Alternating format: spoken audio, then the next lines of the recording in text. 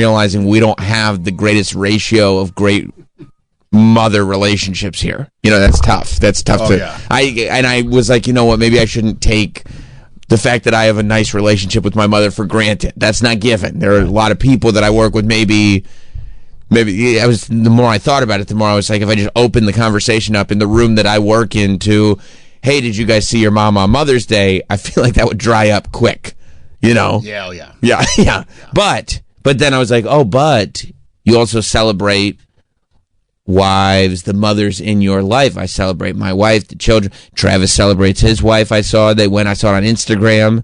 They went out to a nice meal. Trinkets were given. Yeah, it was a great morning. Great morning. And afternoon.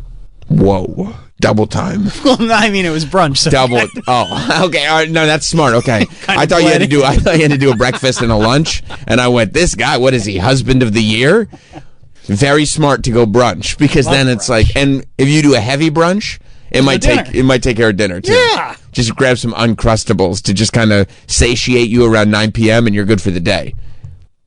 But Troy, I see some people, they try to go like, also pet moms. And we know Mr. Toots, who, by the way, super agent Tony Burton was texting me, and I don't know, I think he might have made them himself, AI images of Toots. Wow, okay. And texted me imaging of Toots. We were talking about an idea that we had for a future project. He was sending me ways that maybe Toots could be involved. Wow. He's obsessed. I didn't know he was that. He's Toots. In. He's very much in. Okay. That's awesome. I thought you'd think Tell him let's talk. Yeah. Does he take cats on his clients? This now? Yeah. 100% he would. I've never seen him so excited. Okay. That'd be really funny. About anybody. Like, I think he would, to just try to get it, because there is a lane there. Mm-hmm. You know what I mean? Of course. And I think, too, and he's a fair guy. Yeah. So you wouldn't have to worry about getting ripped off. Oh, good. Which I think, with Toots, that would be a major concern, but... I'm sure. Yeah. Because you know what happened to, like, Gary Coleman. And I think Webster got fucked over, too. I'm not 100% sure, but I would imagine. Yeah. And, like, Bobby Budnick, I think, got fucked over. I don't know for sure, but I think so. That you would probably worry that Toots would be left with nothing, would be left high and dry, but Tony would never do that. Oh, good. So that's good. Unless he pays him in eggs. That's probably what he would do. It's a good deal. You know what I mean? Great deal. Because eggs are very pricey. Yes. So...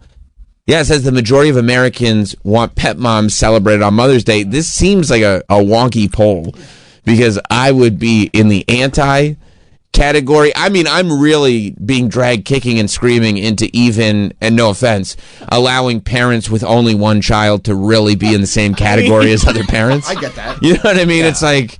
that's like, okay, you had one. Okay. Right. Like, I see some of these posts, they're like, Happy Mother's Day. She's amazing. I go, amazing? One kid. That's not, I mean... big whoop. Yeah, that's what I'm thinking. Right, but like a lot of times those women also have to take care of their husbands. That's fair. That's fair. You know? No, that's... so technically they have to deal with two children. Right. And one of them looks like Nathan Fielder in a diaper. Which can get really, really difficult. Oh, yeah. I've seen that firsthand. Okay, so if you're taking care of a man-child husband... then that's fine. Hypothetically. Totally hypothetically. Of course. Then in that case, that's like having a couple extra kids. Oh, yeah. So then it's huge respects to the women. Because a man-child, I mean, that's just the worst. That's tough. That's tough to deal with, to raise. Because you do have to raise them. You have to, like, look out for them. And sometimes you don't know it. Sometimes you get married and you're like, I'm marrying a man. And then they reveal, that's the prestige. That once the paperwork is signed... and let's say also there's immigration involved. Once that's all signed off, they go, by the way, I'm not only a man, I'm a man-child. I wouldn't want to be in that position. No, it sounds terrible. Yeah. The man-child position or the wife position? The wife position. That sounds off. The man-child position actually doesn't sound so bad. Great. Yeah. I bet he plays Fortnite. I bet so too.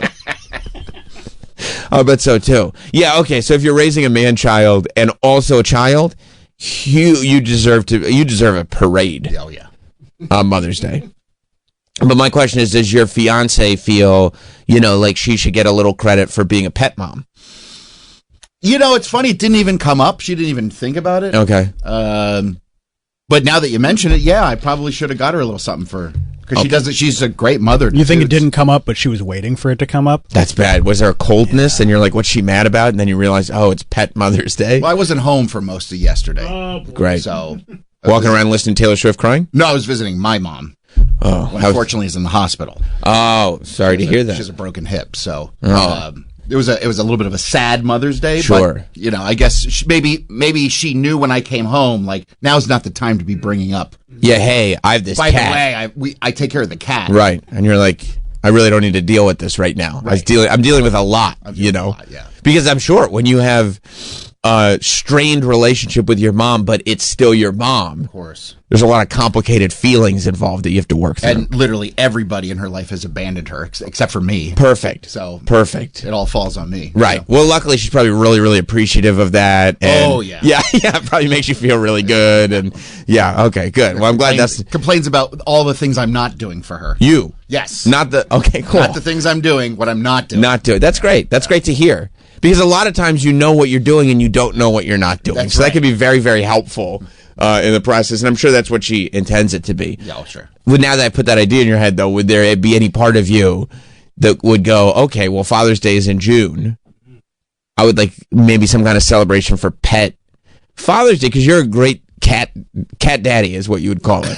I feel like I am too. You're a great cat daddy. But I guess I would have had to lay the foundation that she was the mother. Unless you decide we're starting this now. I will hit you next Yeah, you'll get hit next May. Yeah. But June is when we really start this kind of regular thing. Yeah, no, I probably should have done that, but I didn't. Right, it'll probably start with the calendar year. Yeah, it does. Newsweek, I guess, put this thing out. This says a majority of Americans think pet moms should be celebrated on Mother's Day, according to a new survey from the Lending Tree. Okay. Why is the Lending Tree doing surveys about Mother's Day? I feel like all these websites are now just doing all sorts of things. Yeah, because it strikes me, and I don't know, but like a survey from the Lending Tree would be like, we asked our neighbor, and he said yes. And that was the conclusion of the survey. Oh, I see. Mother's Day is a big spending. Okay, now I'm getting this. See, you have to read the article. Mother's Day is a big spending day across America, but 6 in 10 Americans said pet moms should be included in the celebrations this year. Listen, the Lending Tree says that a holiday that involves big spending on gifts should be celebrated by more people. Can we read through this here? Read between the lines. We're being fed nonsense. Eric in Colorado. Sam. Yeah. I feel like Jess probably qualifies as mom of the year. Mm-hmm. 3 kids, a dog, and the ultimate man-child that is you. I mean, that's a lot. I'm telling you what, she definitely. She should be up there on Mount Rushmore. No, she really should. You're right. I mean, math doesn't lie when you put the equation together like that. It's not. But I had the kids draw her picture, so everything's fine. Happy Mother's Day. They drew you a picture. She's probably dealing at this point with what, like 6 kids? I mean, you're probably equal to 3 yourself. I would think so. Yeah, especially the more I work out. Yeah. Yeah. And a dog size. Yeah, that's right. Oh. Thank you, Eric. Yeah, and the dog is nuts. Like this dog of ours, she had a year or 2 ago. She, I told you guys about it, but it was just a horrendous time. She goes to the groomer. That's when they, cut her between her paws. That it's so bad that it needed stitches. So he had to take her to emergency care. They had to put her under so she could get stitches because she's a big labradoodle, Then, as she's like kind of figuring shit out, like, coming out of this weird coma, she's in emergency care. She's got stitches in her paw. She jumps up to get in the car, smacks her knee on the car. After that, she did something to her knee and was limping and couldn't walk. We thought we were going to have to get her surgery, which you don't want to do for a dog, especially as the dog's getting older. You don't want to do that at all. We just but we noticed it was improving, so we let it go. She's now decided she's totally fine now. Made a complete recovery. She's jumping up on the couch. It's fantastic. But also, we have stairs in the backyard that go down to the backyard. We have a patio and stairs that go down. she still has decided she can't walk up those stairs. Oh. She 100% can walk up those stairs. But because she couldn't walk up the stairs when her knee was bad, she won't walk up the stairs now. You got to carry her down? Well, no, she'll walk down the stairs. Okay. But she won't walk up. So she'll just bark at the bottom of the stairs. Oh, my God. So you have to bring Dogs her. are smart. Yeah. They know. Yeah, and I mean, and stubborn too. Oh, yeah. Like they're like, really? I'm going to bark loudly. And I know you don't like that. And I know you don't want the neighbors to hear me barking loudly. So we'll see. We'll see which one of us buckles first. And immediately one of us has to go around and go down the stairs and walk her around the house and bring her in the front door because she won't walk up the stairs. Oh, you don't even like just carry her up the stairs? Well, I told my wife wouldn't. I've multiple times now. I've just kind of, you don't even have to walk her. You grab her by the collar and just pick up, motivate, like, let's go this way. And she just runs right up the stairs. Oh, yeah, I can do this. And my wife is sitting there like, it's been years that we've had to walk her around the house. I'm like, she's totally fine. But yes, she's got to deal with that too. The dog being kind of a man child as well. A woman child. Like, we taught Toots to go upstairs. We had to put like one set of paws up on the stair. Right. Then I'd bring up the next set of paws and do it again. Right. And then he goes, oh, I can do this. Right. So maybe you have to retrain the dog. And did it make you feel accomplished? Yeah. It was Yeah. like, oh, now Toots goes upstairs. Don't you wish you had enough time in the day to train a cat to walk upstairs? So much. I mean, it's adorable. And this is a while ago. He's been walking upstairs for a little while. No, that's no disrespect to Toots. I think you missed what we were saying. We were more picturing... Just to have the time in the day. Yeah, you guys being like, today's the day we teach our cat to walk up the stairs. That's an amazing... Yeah, and walk on a leash, and we teach him to do all sorts of things. That's true. I don't know many cats that can walk on a leash. No. And by the way, did you see his picture from the pet gallery? It's not Toots Day.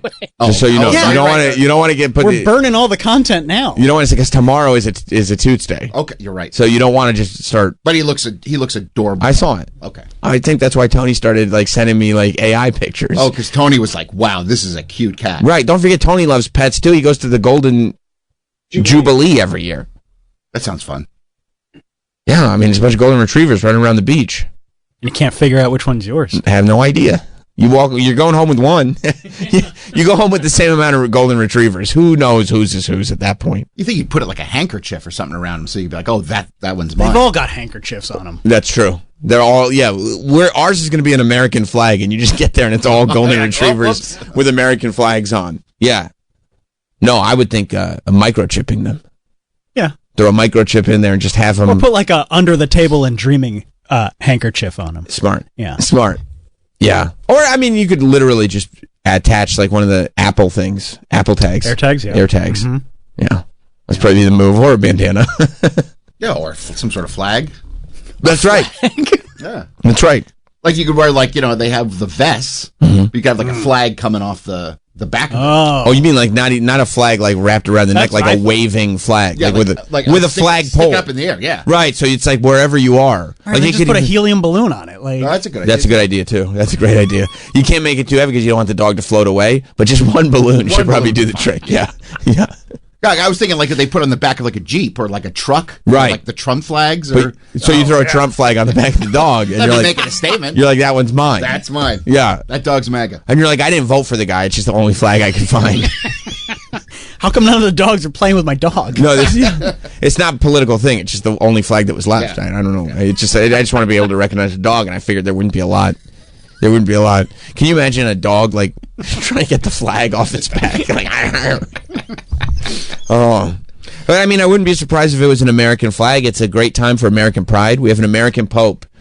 When we last left, we were talking about the conclave and explaining everything. And while the white plumes of smoke, they came out in the Vatican on Thursday. It took no time at all. Thursday after we left, by Thursday afternoon, I think it was the second vote of the second day. No, I think it was the third. I think it was 4 votes overall. Okay, so third vote, because they had the first day. So third vote of the second day, and old Leo the 14th gets made Pope, an American Pope from Chicago. Did you guys get the trading card? No. I did. I know. I ordered one. I did. Topps now. You know what? Topps. They'll just do anything at this point. Topps puts out trading cards of like, usually it's sports events. That they, it's like if if they have the license for baseball, which I think I don't know. They have a license for everything. Right. So let's say there's a big moment at a World Series. They'll put out a trading card immediately for it. It'll be available like that night of that game, and then it'll only be available for like 3 days. Big moment in a World Series. They put these out like every day. Right. It's insane. Right. And if you order it, they're made to order. There are refractors. There's different versions of it to make them rare. And so I had no idea what was happening, but they put out a Pope Leo the 14th Topps Now trading card that day. And I got one, and I wish I had ordered a batch of them, because they said that the population, they call it a population, that's how many cards exist. And with Topps Now, like, theoretically, if 14 people order the card, only 14 of that card exists. They said over 100,000 cards are being printed. Not surprised. Because people wanted it, and that bummed me out. Who's your favorite player? Because, well, he was my favorite. He is my favorite player, and also there's a variant version that I think is numbered out of 247.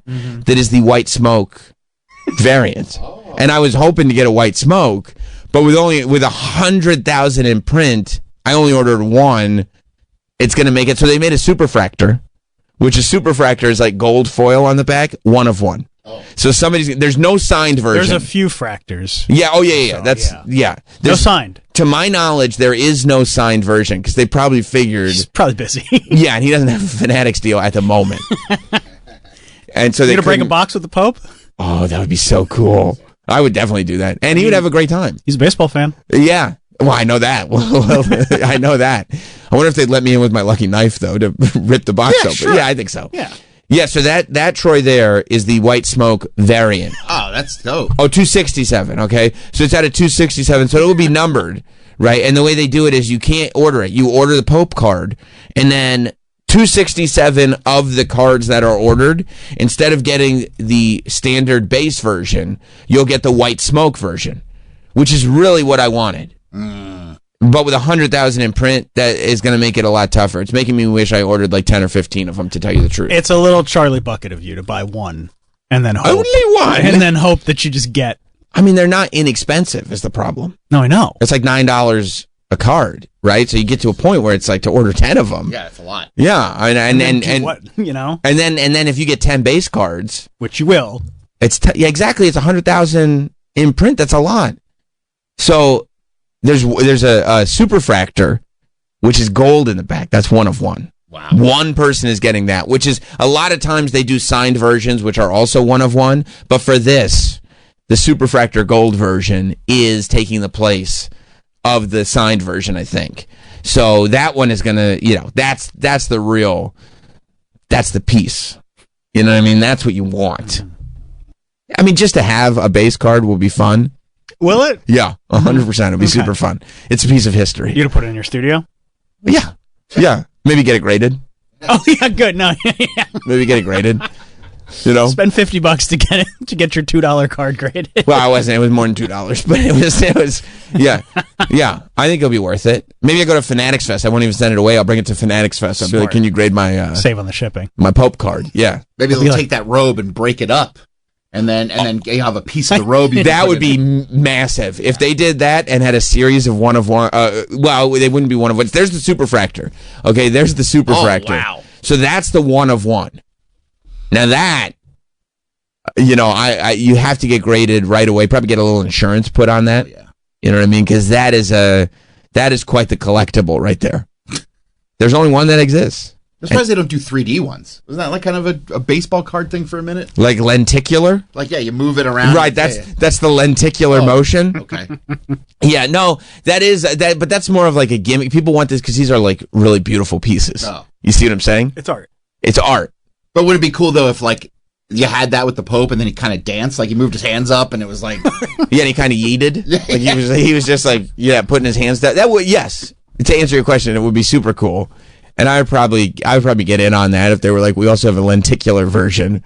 I would get in on that. Yeah, Mike, do you have the other refractors? Were they listed under that White Smoke variant?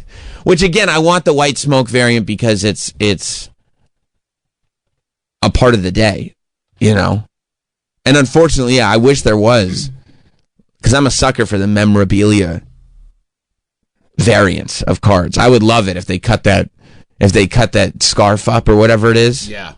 You don't think he was wearing like a debut patch on his? Oh, that would be sick. Somebody photoshopped him putting an MLB debut patch on his robe. On his robe. Yeah, nice. yeah. Which I think is great because then they take off the patch and they put it. Then it becomes a 1/1 because they don't cut the patch up. One person is getting that patch on a card, Man. which is massive. And usually, a few people will get them because they'll have the whole team wearing patches, or if it's a debut patch, every single player that's debuting is going to wear a patch, but there's only one Pope. Yeah. Right, so Okay. there's only going to be the one patch. Gold foil out of 50. Okay. Orange foil out of 25. Right. Black foil out of 10. They're doing red out of Red 5? foil out of 5. Okay. And then the 1/1 foil fraction. See, these are Chrome. That's Topps Chrome series. The colors always correlate to those numbers. So, like, if you see the red, right, as you're opening your Pope card, that's the idea. That's the idea of you're breaking it, right, as you're kind of ripping the envelope. If you start to see just a shimmer of red, you go, oh, my God, oh, my God, oh, my God. And then you pull it out of 5, out of 5. You know, you get super psyched. Yeah. Because there's only 5 red ones, and you got one of them. Wow. I hope I get that. I don't think I'm going to get that super fractor, but it'd You got be as great. good a chance as anybody. Somebody's got to get it, right? Somebody's got to get it. Yeah. So you order a card. Yeah. That's right. So it comes in a pack, or you just get the card? Comes in a pack. No, yeah, it'll come but it's that's all that's inside. It'll come wrapped in a way that it's protected. But no, you're only ordering one card. So you just get one card in a pack? Yeah. Oh, That's right. Okay. That's right. But you can order multiple cards So then how are you wanting to get the... because they're randomly they inserted. pack them Oh, randomly. okay. So like you order the base version Pope card, which I did. Yep. And then, but so that's also kind of an issue for me. If I get one of these very limited, like if I get the Superfractor 1/1, or if I get the White Smoke variant out of 267, Yeah. I don't get a base card.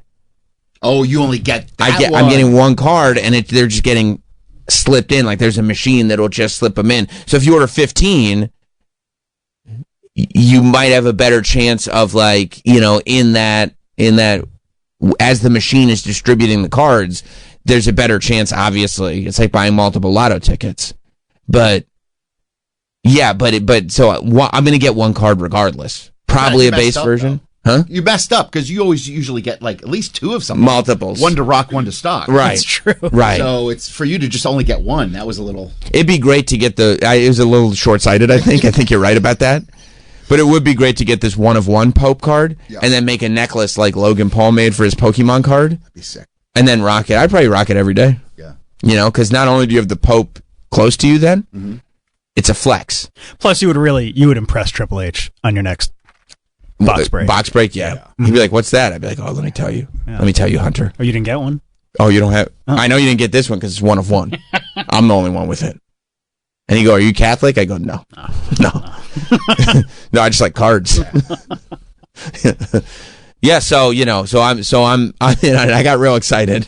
When they put that, you saw my Instagram. I got it right away. When I saw that on Reddit, and I was like, this is a really funny joke somebody's making on the baseball cards subreddit. And then I went to the website, and I'm like, oh, no. They actually put out a Pope card. Yeah, and then you're like, who would buy this? I guess 100,000 people. And then you're clicking through my Instagram story, and Oh. it just says, copped. Yeah. I mean, it's the first American Pope. If that's not a reason to get a baseball card, I don't know what is. Everybody's bragging about that. Like, why is that a... We did it. USA, Okay. baby. All right. What do you mean, all right? You wanted a Filipino Pope. I would rather the Filipino Pope.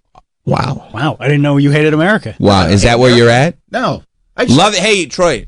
Love it or leave it. That's where I'm coming. That's this show. We're a love it or leave it show, okay? So make a choice. Which one are you going to do? I would go Filipino. I'm Then leave surprised it. you don't think this is a big deal. Why don't you move? Yeah, I don't care about the Pope. Yeah, I don't... Then move. It's pretty dope that we got one, though. We got one. An American. Yeah. Yeah. I don't know why I should be excited about Because we won. Again. it. I mean, I'm more excited about the brother. I'll be honest with you. Well, yeah, Wow, that's a whole... We'll you get and the there. brother could be best friends. We'll get there. But that's part of the fun, right? Is the that brother? because he's American, of course he's got a brother that's embarrassing. Yeah. You know what I mean? Like that happens. That's funny. Right. Like when Meghan Markle was the one who had the embarrassing dad, right? Yeah. Right. It's like, of course, they let an American into the royal family, and like before the wedding even happens, the dad's embarrassing everybody. Like that's what Americans do. The minute we get in, we have an embarrassing family member. And we're injecting some of our culture into the Vatican. That's funny. Right. Chest out. Chest out. Yeah. Yeah. This is who we are now. And not only is it American, it's a Chicago guy. You know what the Midwest is? I know. Young and Restless? That's right. Okay. That's 100% right. Yeah, he's a Chicago guy. Rob is his name. They're calling him Rob. His Robert Francis. That's Rob. Was his actual friend, but his like brother was like, yeah, Rob. I didn't think. I mean, that's who he is to him. Rob. I was fascinated by his brother all weekend. Rob from Chicago, and then you're like, okay, this lasted 2 days. Well, because I think it's just so crazy that like in a second, your life changes like completely. Yes. You go from like playing Wordle and Words with Friends with your brother every morning to like maybe not talking to him that much anymore because he's extremely busy being the Pope. Yeah, I got Pope stuff to do. Like that's crazy to me. Yeah, no, it's nuts. It's really nuts. But I mean, even him, even more time for memes. Even Pope Leo is over there. Like his whole life has changed. This guy, it was funny because when he was first announced as being from Chicago, people were like, "Oh, I hope he's a baseball fan," and they were trying to figure out which part of Chicago he was from. There was one team that claimed him very early, and they were wrong. He was from a different part of Chicago, wasn't he? Bro, I don't know who found him, but I would like to think that somebody was just sitting at home watching the 2005 World Series. As they do. Right. And they were like, holy shit, I just saw that guy on the news. What was he doing? Yeah, that guy's in the audience. His face looks familiar. They found, and this is why, Troy, we celebrate it. They found the Pope at a White Sox World Series game. 20 years ago. 20 years ago, 2005.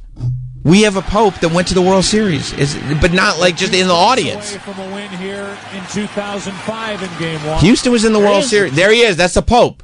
I wonder how they find him. Isn't that crazy? There has to be some sort of facial recognition where they go through old video and they can just scan for where it has to be. You think someone just dumped every White Sox game? Well, look, the benefit is... I'm not asking you like you're stupid. I don't like because this is crazy. Well, if anything's online, I think Right. It's like when you have a song. If you put up a song on SoundCloud and it's already registered to somebody, there's data that like it analyzes what's happening. Or like YouTube instantly knows. So maybe there's facial recognition. But like all these games aren't just online. But you know what I think it is? It's a World Series game, and there aren't that many Chicago World Series games to There's go very through. few. Especially White Sox, very few. Yes, it's very easy. Like they could probably actually go through it with a fine-tooth comb and still have time to get to dinner. Much time. No, I don't think so. Yeah, we have to go through every White Sox World Series game. Okay, right, shouldn't take too long. Fine, I'll see you at dinner. Yeah, yeah. Don't change the res. We'll get there on time. No, you're right about that. There were not that many to go through, especially given his age. Right. Like, it's not like you got to go back to like the 10s and 20s. No, and I would imagine too, broadcast was limited on those games. Yeah. I don't know if we'd be able to find him. Yeah, but that's the other thing. He's a young pope too, right? How old is he? What is he, in his 60s? Yeah, I mean, that's young for a pope. Yeah. Like he could sit in that office for He could be the next 30, 40 years. Pope John Paul. Right. Like that's the guy that like I still think of when I think of the Pope. 100%. Because he was there forever. He was there for most of my life. He invented the Pope Mobile. He invented the Pope Mobile. Right. He almost got assassinated. That's why he invented that Pope Mobile. Yeah. Yeah. But Yeah. he was young You're when right. he came in. The handful of popes that we've had since him, I feel very much like they're fill-ins. Yeah, of course. You know, because Yeah. they didn't like when we grew up, we figured that the Pope just stays there Forever. It's like the Queen of England. Yeah. Like there was the Queen of England and there was the Pope. And it was like those are people that just stay. Those are probably the same people that they've always been. Right. And as far as our lifetime is concerned, they were. Yeah. There was the beginning of time, and these people were in those positions starting then. No, yeah, that's who I think of. So they found him at this World Series game. He's 70. And he does, oh, okay. So he's not, but still, I mean. That's pretty young. I mean. And he seems like he's in good shape for 70. Yeah, I mean, I'm sure he just eats, deep dish and. Probably. Yeah. Probably. And that's what he was getting at where did the White Sox play? Chicago. No, I know, but what's their name of Southside. their what's the name of their stadium? Oh, at that point, I think it was still Comiskey. Because Now it's like Truist Park or something. I wanted to say Wrigley. No.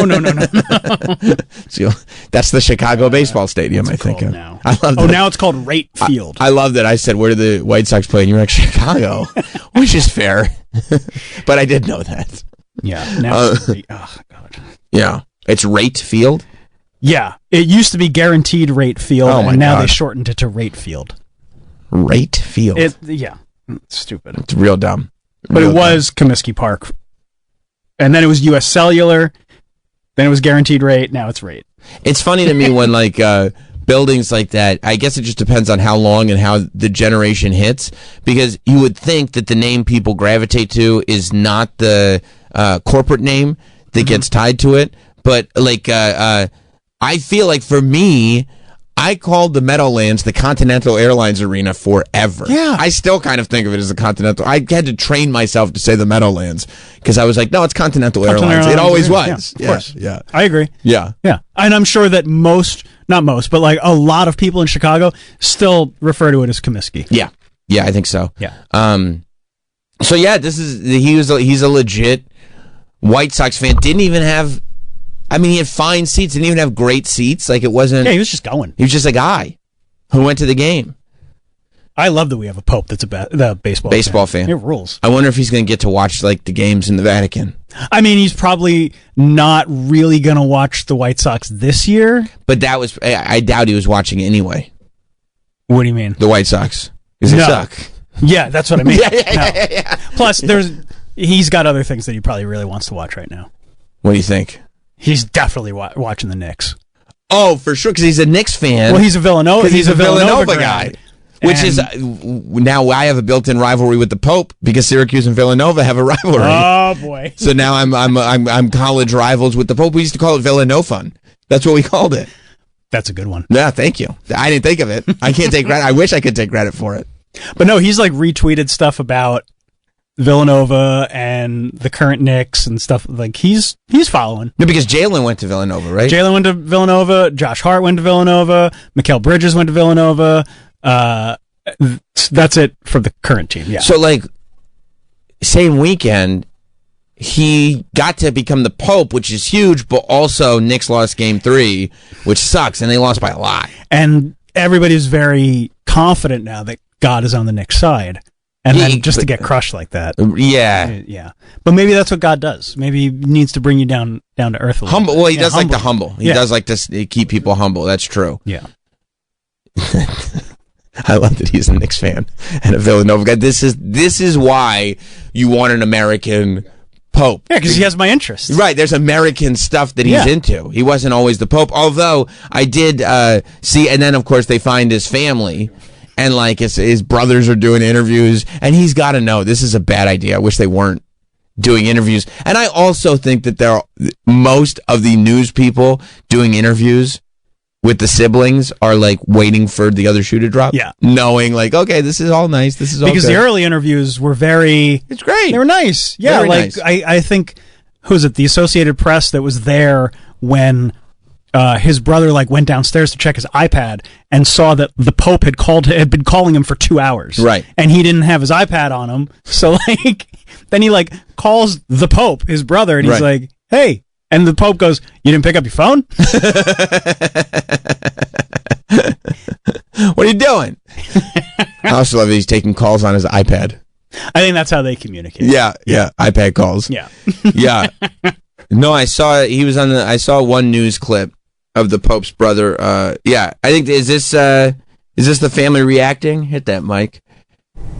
It was like, oh my God, it's Rob. It's never going to be the same. What are we going to do? Oh, yes, it's Rob. Yeah. We, kind of go crazy, jump around, tingly, happy, dance, do a dance. Like, yes, it's like my dream came true, but did I really want that to come true? Because this is going to open up a whole box of worms. The drawback Can you pause for a sec? You think he knows? You think he knows what's coming? Because it's a weird response. Like it's weird how he's acting. Like he's like very mixed emotions about it.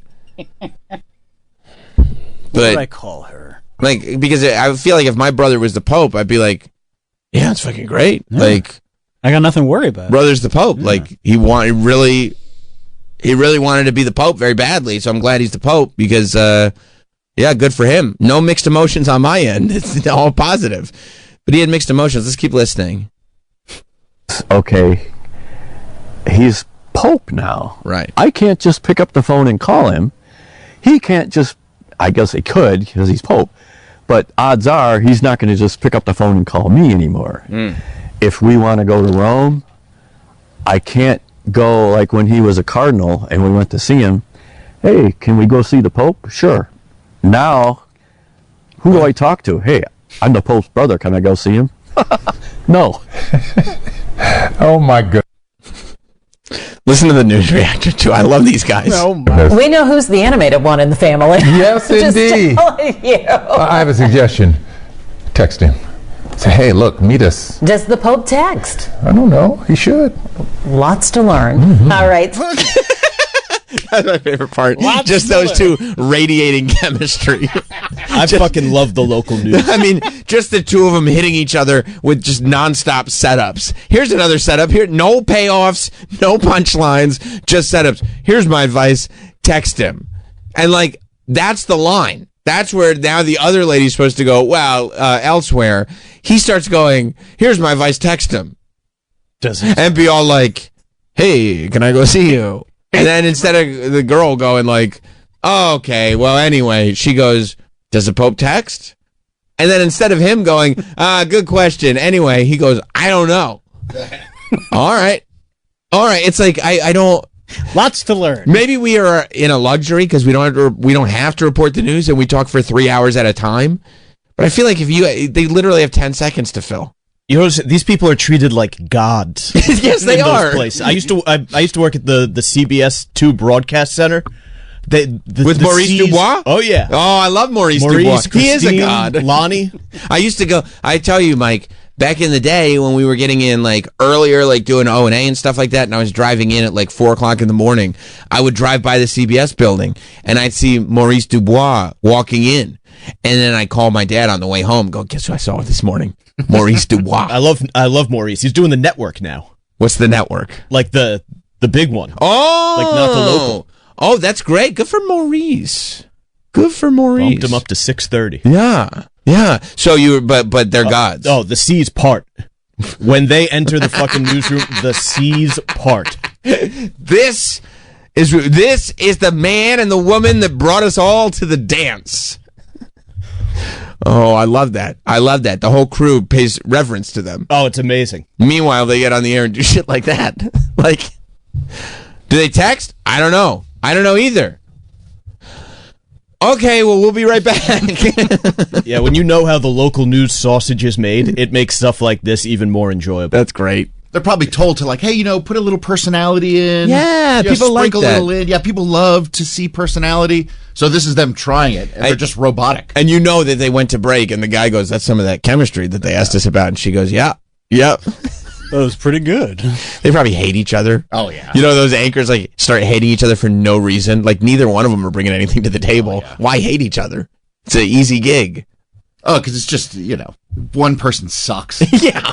I used to do that. I used to be a cameraman for a morning news show. Really? Yeah, and the guy that I worked with was awesome. He was so funny and so cool. We used to goof around. But the woman was just a bitch. And like she would come on and she'd be screaming before the news. Like it's starting where it's like, hey, here. And she's like, what the fuck, stupid fucking vassal. And then the camera's on. She's like, good morning. We're blah, blah, blah, blah, blah. Like it's a movie. And it was just like, so I can see how, in that situation where you're just dealing with a bitch. But it's like, I know. I mean, I don't know if I can't Troy's think already of made the assumption as to which one is well, not. because he was like, I was mistreated by a woman, so that woman. Are you surprised that Troy got along with the dude and he was awesome? Well, it sounds like the woman, to be fair, that Troy was dealing Was a with bitch. was not a cupcake. You know what I mean? Was not a walk in the park. She was a miserable woman. And it is fascinating to me, like they sit behind these news desks, and They're grumps. Like, what's there to be grumpy about? It's the easiest gig in the world. That's what you wanted. Somebody else is writing it for you. You don't have to do shit. All you have to do is sit there. Like, you don't even have to be motivated to do anything. You're in your market. You're a staple. You're not going anywhere. It's because they all want to be the man or like the number one, so they all resent each other and dislike each other. And it's like the number one of what? Who cares? What difference does it make? Like Anchorman obviously was like, took a joke like where they're having a fucking gang fight, but they would.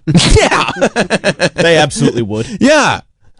Yeah, I mean, it's like, what's there to be mad about and curse about? Like, and especially when anchors have gotten caught so many times. Remember when, what was it, Sue Simmons? Mm-hmm. Got caught on the commercial, and coming up at 5, what the fuck is that? Ernie Anastas is mumbling about fucking that chicken? Yeah. I mean, crazy. Crazy times. Some of them just pass out while they're talking. Yeah. That's right. That's right. So we'll get there. So this guy rules. So this guy, he's having a great time, right? And he does a ton of interviews. You know he was on Cuomo? I saw it. You did? That's a shocker. Shocker. Cuomo's a great show. He probably saw it on standard linear television as well. Yeah. I don't know if it's rebroadcast online anywhere. That's where I saw it. I saw it on YouTube. Oh, okay. No. You weren't watching Cuomo live? It was on television for you. 8 p.m. Oh, I didn't know. I didn't know what time he was on. I don't know how to. Okay, I didn't know. He has a great show. He does? I've been trying to tell you guys that. That's right. He's still looking big, too. He's looking Shaq Diesel. He's looking jacked. Yeah. Yeah, no, he was having a great conversation with the Pope's brother. The Pope's brother, I don't know if he's got a publicist or if he was just like somebody found his email and phone number. And he strikes me as the type that they found his contact info. They started passing it around to all their friends, and he just said yes to everything, which... It's probably not going to say yes to a lot more. Well, now there's an agenda. Yeah, listen to Chris Cuomo. Listen to Cuomo talk to the Pope's older brother. Now, it is an honor to meet you, sir. Well, it's nice to meet you too, Chris. Thank you. Happy to be here. Take me through it. Would it shock Take you? me through it, brother. As somebody who would it shock you if he said, "You know, Chris, I used to really dislike you, but nowadays you seem cool." Now I think you know what you're doing. Yeah. has a brother who had grand ambitions. How did you learn that your brother had become the most holy position in our religion? Well, it was like everybody else. We knew when he became a cardinal back in 23 that, okay, he's eligible now to be the Pope. There's the chance he could be elevated to become Pope. Oh my God, my brother. But, you know, your common sense, your reality tells you, well, he's American. He's not very old. The last Pope, Francis, was from South America. He spent a lot of time in South America. Odds are they're not going to go this way, but the chance is there. So when he went into the conclave on Wednesday morning, I mean, it's just didn't you ask how you found out? Watching the TV. Chris is like just stapled a smile on. When they were showing the Sistine Chapel and the cardinals going in, and we waited just watching for the smoke. You see his eyes dipping. Wednesday we saw black smoke. I thought, okay, they haven't. Oh my God! We know that. That's Thursday not morning, unique to you. I guess they had 2 votes, both times black smoke. Could you pause? The question was, how did you find out? I think that the reason he's on the program is, how does this uniquely go into your position as his brother? How did you figure it out? Yeah, because right now this process that he's describing is the exact same process that anybody who has a television had. Well, the Pope passed away, so then they had to hold a conclave. Like, okay. We also knew that when your brother was elected to cardinal, that he could become the Pope. You knew that? I knew that. Okay. Anybody who has a brother who is a cardinal, I am aware that their brother could be the Pope. I'm aware of that. Could be. Chris Cuomo's like, what the fuck? Well, I thought this question was a layup. Well, he was on for 15 minutes, so I'm sure they allotted him the time. So it's just like, hey, fill it up. Chris is like, no, we don't have anything scheduled. I allowed 15 minutes for this guy. What do you got to say? That's true. You can hit play. Well, if it doesn't happen soon, he's probably not going to get elected, because if it happens quick, they've eliminated I'm gonna call it politics out of the session, and they're going for what, in my mind, is one Chris of the best. panicking. Oh, yeah. He's like, I got to get in here. Thursday afternoon, or just before afternoon, What? there was white We smoke. don't need the time. I didn't see it. My wife was monitoring it at her work. She called me and said, white smoke, white smoke, white smoke. So, Nice. of course, you get excited. I got up, turned the TV on real fast, watched the Chris TV, gave him a watched the chuckle. smoke, and then it became a waiting game. I thought, okay, there's white smoke. How long can it be before they announce the new pope? And I'm waiting, getting upset. You're on pins and needles, anxious. The back of my mind said, it could be Rob. He could have been elected. I mean, hit pause. We're 3 minutes in. We haven't learned one thing. Nothing. I mean, the back of my mind also said it could be your brother. Right. All this information Could be any of them. is a shared experience that we all held. Troy, if I called you and I said, do you think, I just saw white smoke, you'd be like, okay. I go, do you think it could be the American guy from Chicago? What would you say? There's a possibility it could be. I go, yeah. All right, I'll talk to you later. See you Monday. Yeah, we all have this experience. Like, it doesn't... I go like this, why, Troy, do you know him? No. All right, well, I guess the information still stands. I'll talk to you later. Like, he's just going on and on. My wife saw it. I didn't see it. She was at work. I was also at work. She said, white smoke, white smoke. Then it's the waiting game. I said, oh, not the waiting game. Not the waiting game. All right, let's see how long it takes to get to something that is unique to the Pope's brother. This was a quick vote.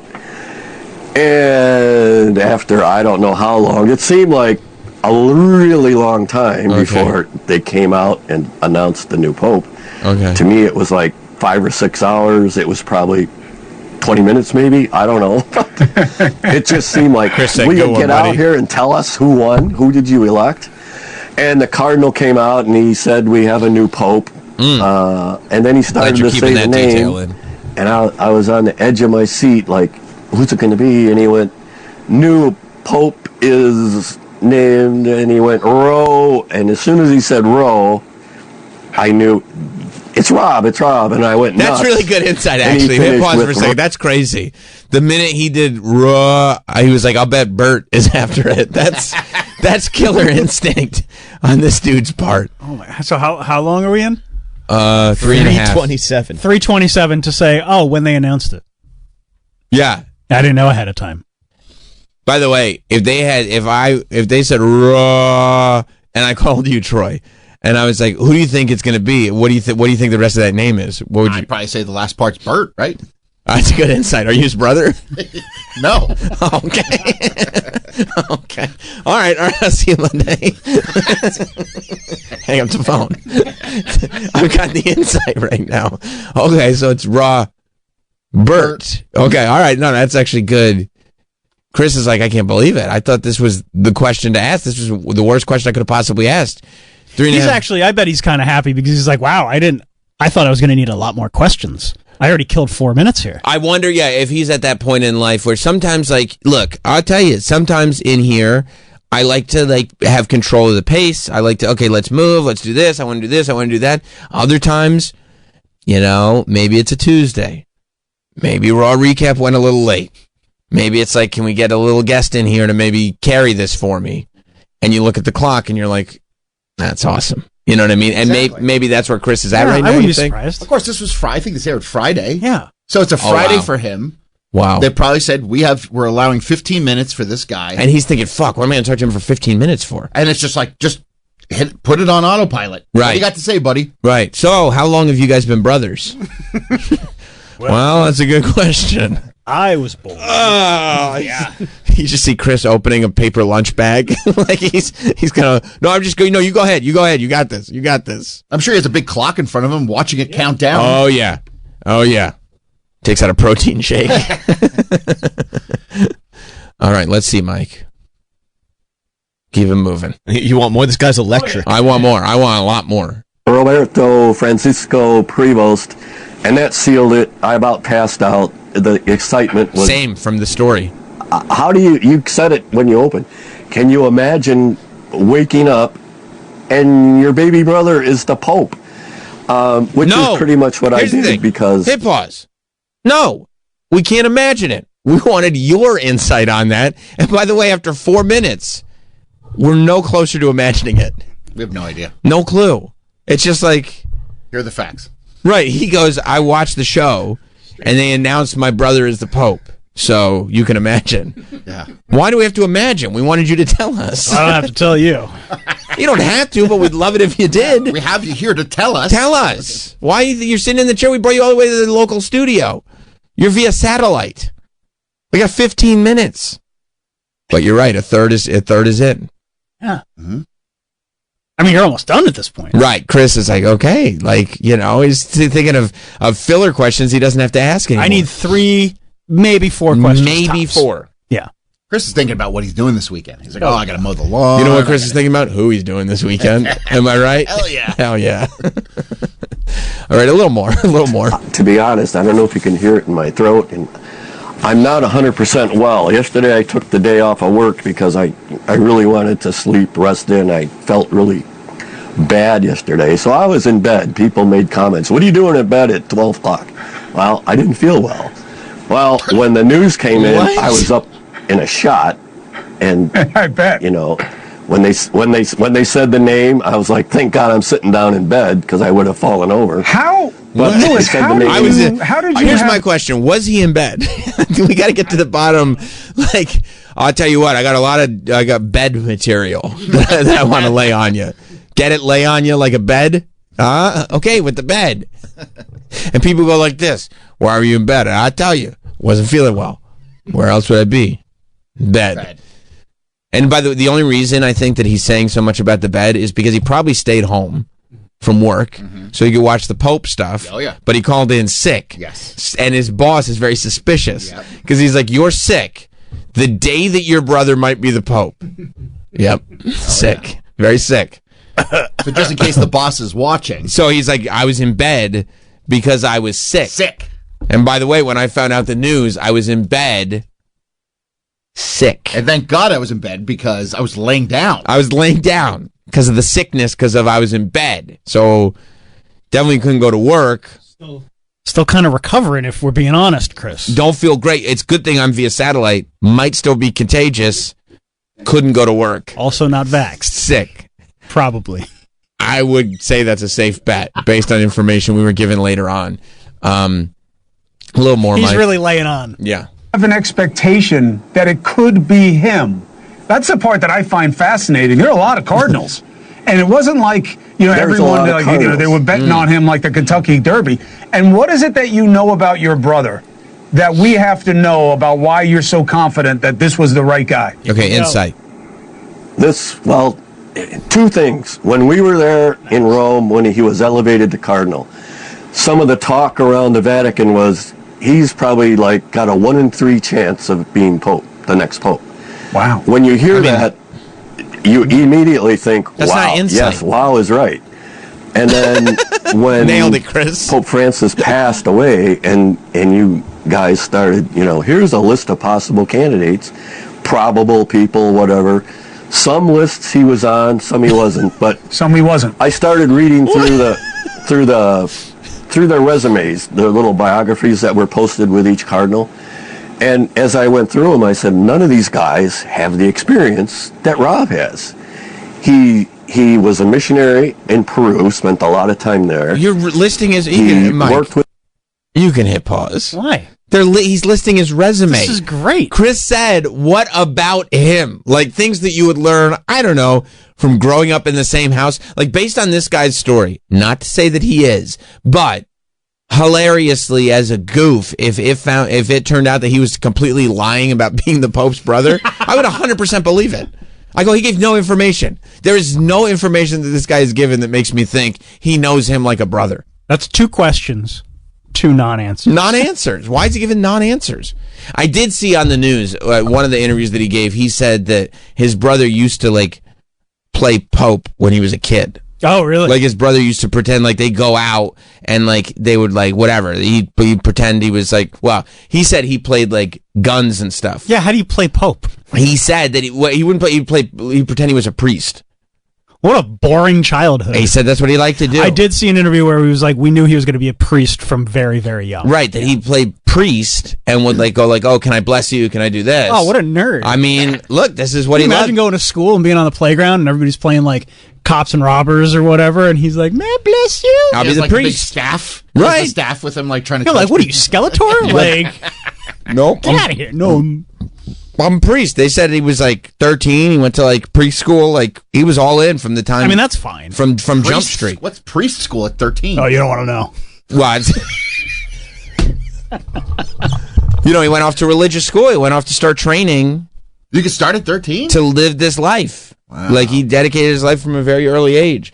But But to play dress up as a priest. A little weird. Yeah, I mean, all your friends are doing cool stuff, They're probably. dressing up as Ghostbusters. bro, he thought this was the coolest shit. So I guess he's done it. He This did is it. like you dressing up as Gold Dust. I know. Yeah. I know. And look at me now. You're one step away. That's right. I'm almost the new Goldust. I've been pitching it. Unfortunately for the brother, regardless of the amount of information he was willing to give Chris Cuomo, these people, they started going through his tweets, his Facebook posts. These old people on Facebook, They're the best. get off of Facebook. All my old folks that are listening. I know we skew older. I know you're out there. I know you got serious. Get the hell off of Facebook. Stop expressing yourself on Facebook. First of all, even in your own family, nobody wants to hear it. Nobody has ever been like, oh man, you know, I wasn't close with my family until my uncle started to share his political opinions on Facebook, and it really brought us together. That's not a story that's ever been told. And he made a lot of sense, and it really changed the way I thought about things. It changed my mind. You know, I was a part of one party, but then I started reading my family members' Facebook posts, and I switched parties. Then I saw a meme, and I was just convinced. Yeah, based on Facebook comments, I completely changed my entire outlook. Thanks, Uncle Lewis. That's never happened. Never happened. All it's going to do is fuck things up if your brother ever becomes the Pope. Well, they can't take away his Pope card, so whatever. I guess. No, yeah. I mean, can't cancel the Pope. No, you can't. It makes it, I mean, it's the day-to-day is a little trickier. It's just a hump you just got to get over. Luckily, he's not in America. He's in the Vatican. Right. Hopefully, they seal him away from all this stuff. And also, he can use the Pope excuse when it's like, hey, Rob, how come you don't call anymore? He's like, first, I'm Leo now, okay? And second of all, I'm the Pope. I'm probably not going to be calling. But did you finish the Wordle? It said his older brother from Port Charlotte, Florida, is a Donald... Go figure. Yeah, right? I wouldn't have thought. Is a Donald Trump fan and has used his personal Facebook page to share MAGA memes and rants. On April 5th, which was really... That was like a month ago. A month ago. Like, you already... So they didn't find old shit. And there's pictures. Well, yeah, they're brothers. What do you expect? You don't need to post them. Why? He posted a video of Nancy Pelosi speaking in 1996 with the caption, "These effing liberals crying about tariffs is just unreal. Do they not know that there is a thing called video? Just listen to what this drunk C-word has to say in the mid-90s before her husband had Grindr dates." I mean... Brother's the Pope. I mean, your He's brother's an informed citizen. Your brother's the Pope. I want to know about the parents. Like, which one? Like, you can clearly, of the two of them, this clearly means that one is like, that one turned out right, that one turned out wrong. I wonder which one the parents... Sam. Different. Which one the parents more gravitate toward? Probably the Pope. Maybe, but depending on the parents, they might go like, you mean like there's a good- ideology? Like well, ideology? yeah, maybe they like that he does that. I don't know. I would assume they're deceased. I would hope so at this point. I mean, if the Pope is 70. Earlier, yeah, they'd be very old. They'd have to be 100. Earlier last year, Prevost, okay, used the power of prayer to mock Democrats. I mean, you don't have to frame it that way. It's kind of funny. Resharing a post which read, again, this is the new Pope's brother, "Please pray for the 33% who approve of Biden, that they be healed of their mental affliction." Okay. You, So yeah, he's using you know the what power the of prayer. mental affliction is, right? What's that? Trump derangement syndrome. That's right. It's TDS. Yeah. That's a good prayer to have. Yeah, no. Yeah, he's just praying for his fellow humans. Pray for whatever you want. Yeah. Seems like we were in a war right here at home, a war for our streets and neighborhoods. He wrote on August 30th. I mean, he's talking about illegal immigrants trying to hijack a bus full of children.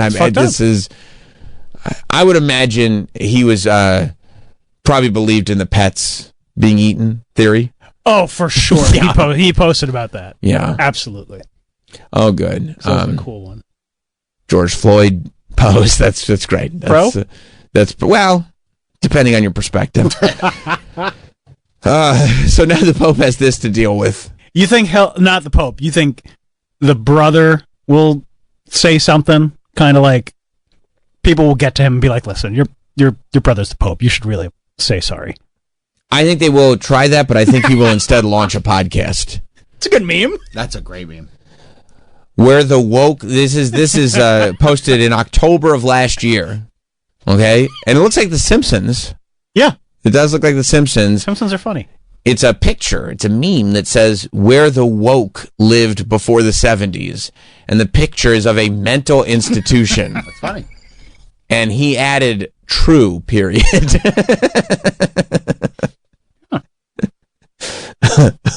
So he's not a... So you think he's going to start a podcast? I think he'll start a podcast. I don't think he's going to apologize. I think he'll start a pod. Yeah, he has to parlay this into something. Yeah, he's got to make some money for himself. He's not the Pope. Yep, there he is. Wow. Wait, that's a different brother. Yeah, there's three brothers. So the brother that that's him. That's him. But that brother right there. On the right? No, on that picture right there. Yeah. Oh, that's John. Yeah. Okay, that's not the one we're talking about. We are talking about the one that was on Cuomo. Yeah. Okay. Like they've both been interviewed. Right, and we haven't found any tweets from John. Not yet. Okay. But one of the interviews, he did say, like, they were asking him about his differences, and he's like, well, he is much more progressive than I am. You know? Like... I mean, hopefully. And I mean... Could you be less? I don't think it's possible. The Pope has retweeted, like, a lot of, like, when he was cardinal. Sure. Like, criticisms of Trump, criticisms of his policies. Well, interesting. So they definitely do not see differ politically. Yeah. That's good that's in writing. The Pope doesn't, you know what I mean? It's like good to that retweet sometimes. That there's a foundation of it. Wow. That's so funny. I mean, but it really is. What do you think? This is why people wouldn't want an American Pope, because this is what Americans do. This is every American. I mean, is there anybody in this country that could be elected Pope that wouldn't have, like, you know, an embarrassing sibling that's posted wacky shit? Memes are funny. And yeah, that's the real unfortunate thing. Yeah. Memes are funny. They kind of like express what you're feeling in a humorous way. That's actually a good way to look at it. I'll say this. True. Ken in South Carolina. So it seems like we've taken a page from Highlight's story here, that we have a real-life Gallant and Goofus. That may be right. I hope that the third brother gets a request and going like, hey, we'd like to interview you about your brother. And he's like, oh, yeah, I'll do that interview. Cool. And he goes on the news. They're like, we're here to talk to you about your brother. And he's like, right. Infamous MAGA supporter Lewis. What? Not that. I should have asked which brother it was, because now he's got to answer for two brothers. Which one? The Pope and infamous MAGA supporter Lewis. He's got two famous brothers, and he's like, oh, my God. Oh, God. What did we do here? Just trying to be a guy. Just trying to have some deep dish and a hot dog. That's all. Mike in Florida? Hey, what's going on, fellas? What's up, Mike? I mean, is it just me, or does this new Pope's brother sound like a fucking badass, man? I think this guy sounds awesome as hell. Mike, I think you're missing where we're going with this. I don't know if we're on the same page. Oh, you guys weren't saying this to his benefit? No, we weren't bigging up the Pope on this one, no. Oh, that's my bad. I thought this was like in the plus column on Well, Mike, I'm glad we clarified that. Okay, good deal. All right, take care, fellas. Thank you, buddy. This would be exactly like if Mike in Florida's brother got elected Pope, and they're like, we have all this tape of Mike calling into this radio show. Let's go to our pal Libby in Oregon. What's up, Libby? no, I thought you forgot all about me. Libby, I didn't forget, but I have noticed like you call in and like you are like off topic, and if I don't get to you within 20 minutes, you hang up, and then Troy tells me Libby's all bothered because she thinks we won't have her on the show anymore, and I'm like, I know, But Libby, and this isn't just for you. Every call, I can't believe it. we love you, but every caller needs to realize that this is why. And I told you thought I was dumb. But I was Libby. Time to just sit on hold. Okay, Sam. but then don't sit on hold. Don't sit on your time. I understand, but this is why it was so important. And Travis said, "Don't do it." I said, "I have to do it." There is an apostrophe at the end of my name on the title of this show. It is possessive. Right. The show moves at the pace that I choose it, whether people enjoy that or don't enjoy it. But it is 1,000%. Totally enjoy it. That's why I call in. But listen, don't you think that the brothers sound like Uncle Baby Billy? It does. You know what, Libby? That's not a bad call. In the sense that it's like a little embarrassing, a little like we have to deal with this. And also, like, he may have a second TV show that looks like it's going to be a hit. Teengus. Yeah. Why not Teen Jesus? No, and it's not up for discussion. Teengus. No, Teengus. Teen Jesus. Teengus. Well, you took out the middle of the word. But I did want to ask, I'm a little worried about you, Sam. One, you have me on hold for too long, which I think is ridiculous. I know. It's like that same thing that Jim McClure said. You're letting the gold of Libby just go unheard? Hey, you got to get back to Libby. I know. When he called me the other day, he was like, I don't know what's going on with Sam. It's pissing me off. That's what he told me. I'm sure. But I wanted you to rank the popes because now you have the trading card, and I am a little worried about you because you're in the NFL, you're into the basketball stuff, the White Lotus stuff, all of this. Yeah, it's so. Are you a little have an addictive personality with this gambling? Maybe even with the pope cards. Well, no, I mean, I like collecting. My family's being provided for. I mean, good. Am I gonna? If I get a good deal on a white smoke variant of the Pope, it's going to be tough not to bite. I will tell you that. If I see, once they start hitting eBay, once these things get printed and go out to people, if I see a white smoke variant on eBay and I feel like it's a decent price, it's going to be hard not to bite. But do I have a problem? I'm also thinking, did one of his brothers bet on this? Because he was like, it was 3-1 or something like that. I don't even know how betting goes, but he did say that the ranking. If you we were talking about gambling on the Pope. We were talking about gambling on the Pope on Thursday, and I think that you would have won quite a bit of money if you had bet on old Pope Leo. Well, I need it. Yeah. Anyway, I'm going to say a rosary for you, and thanks for letting me on the air. Of course. Right, thank you, Libby. Thank you for providing us with your great joy. Yeah, I feel like this would have been a good money bet. Yeah. It was at plus 5,000. Yeah. So let me tell you what that would have been. Well, I grew up with him, and I saw that the gambling odds were plus 5,000. Yes, we all could see that. All of us could see that. So that's a cool 5 G's on a $100 bet. Oof, I should have done it. I should have done it. Voted for the American. Throw one on for the American. If I'd known there was an American there, we were too busy talking about everybody else. Right under the radar. He's probably so excited there's already a McDonald's there. That's what I was thinking. I was also thinking as soon as that white smoke went up, and that, you know how I found out that the white smoke was up? I got a tweet from somebody that said they've already decided the new pope. You know they're going to McDonald's. By the way, it should be noted. Yeah. He's from Chicago, right? Right. Yeah. That's where the international McDonald's is, so you can get the other. Is that true? Yes, that is true. Oh, I didn't know about that. When we were talking about it a couple months ago. Whoa. Yeah, that's where like what is it called? Like the test kitchen, whatever. Yeah. Oh my goodness. So he's had access to all the other good McDonald's food. Wow. So now he's there. So it's probably quite exciting for him. He could probably influence policy. McDonald's policy At the Vatican McDonald's, yeah. Right. I mean, I don't know what else there is to influence because they did bring back chicken tenders. It's just been a thrill. Did you see that? Crispy strips are back. Have you tried them? Yeah. Because I saw a review and it was terrible. Oh boy. Was it from Review Bra? It wasn't. It was just some broad. Mike, well, I don't. What does she know? What do broads know about chicken tenders? Well, she was just very unhappy with it.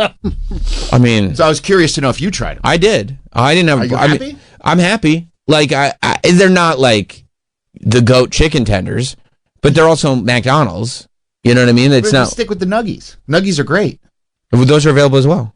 But it's like, why are you getting into now chicken strips? I like chicken strips. Yeah, but I'm an OG chicken strips guy. why not?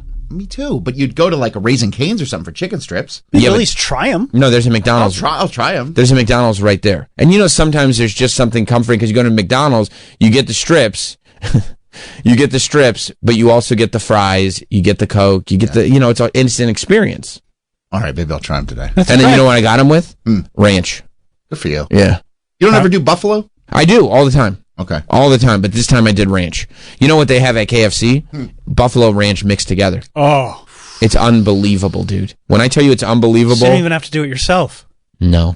Because sometimes I'll make chicken in the air fryer, and then I'll have to drizzle a little buffalo sauce. Sure, that's nice. And a little ranch. You'll drizzle, not dip.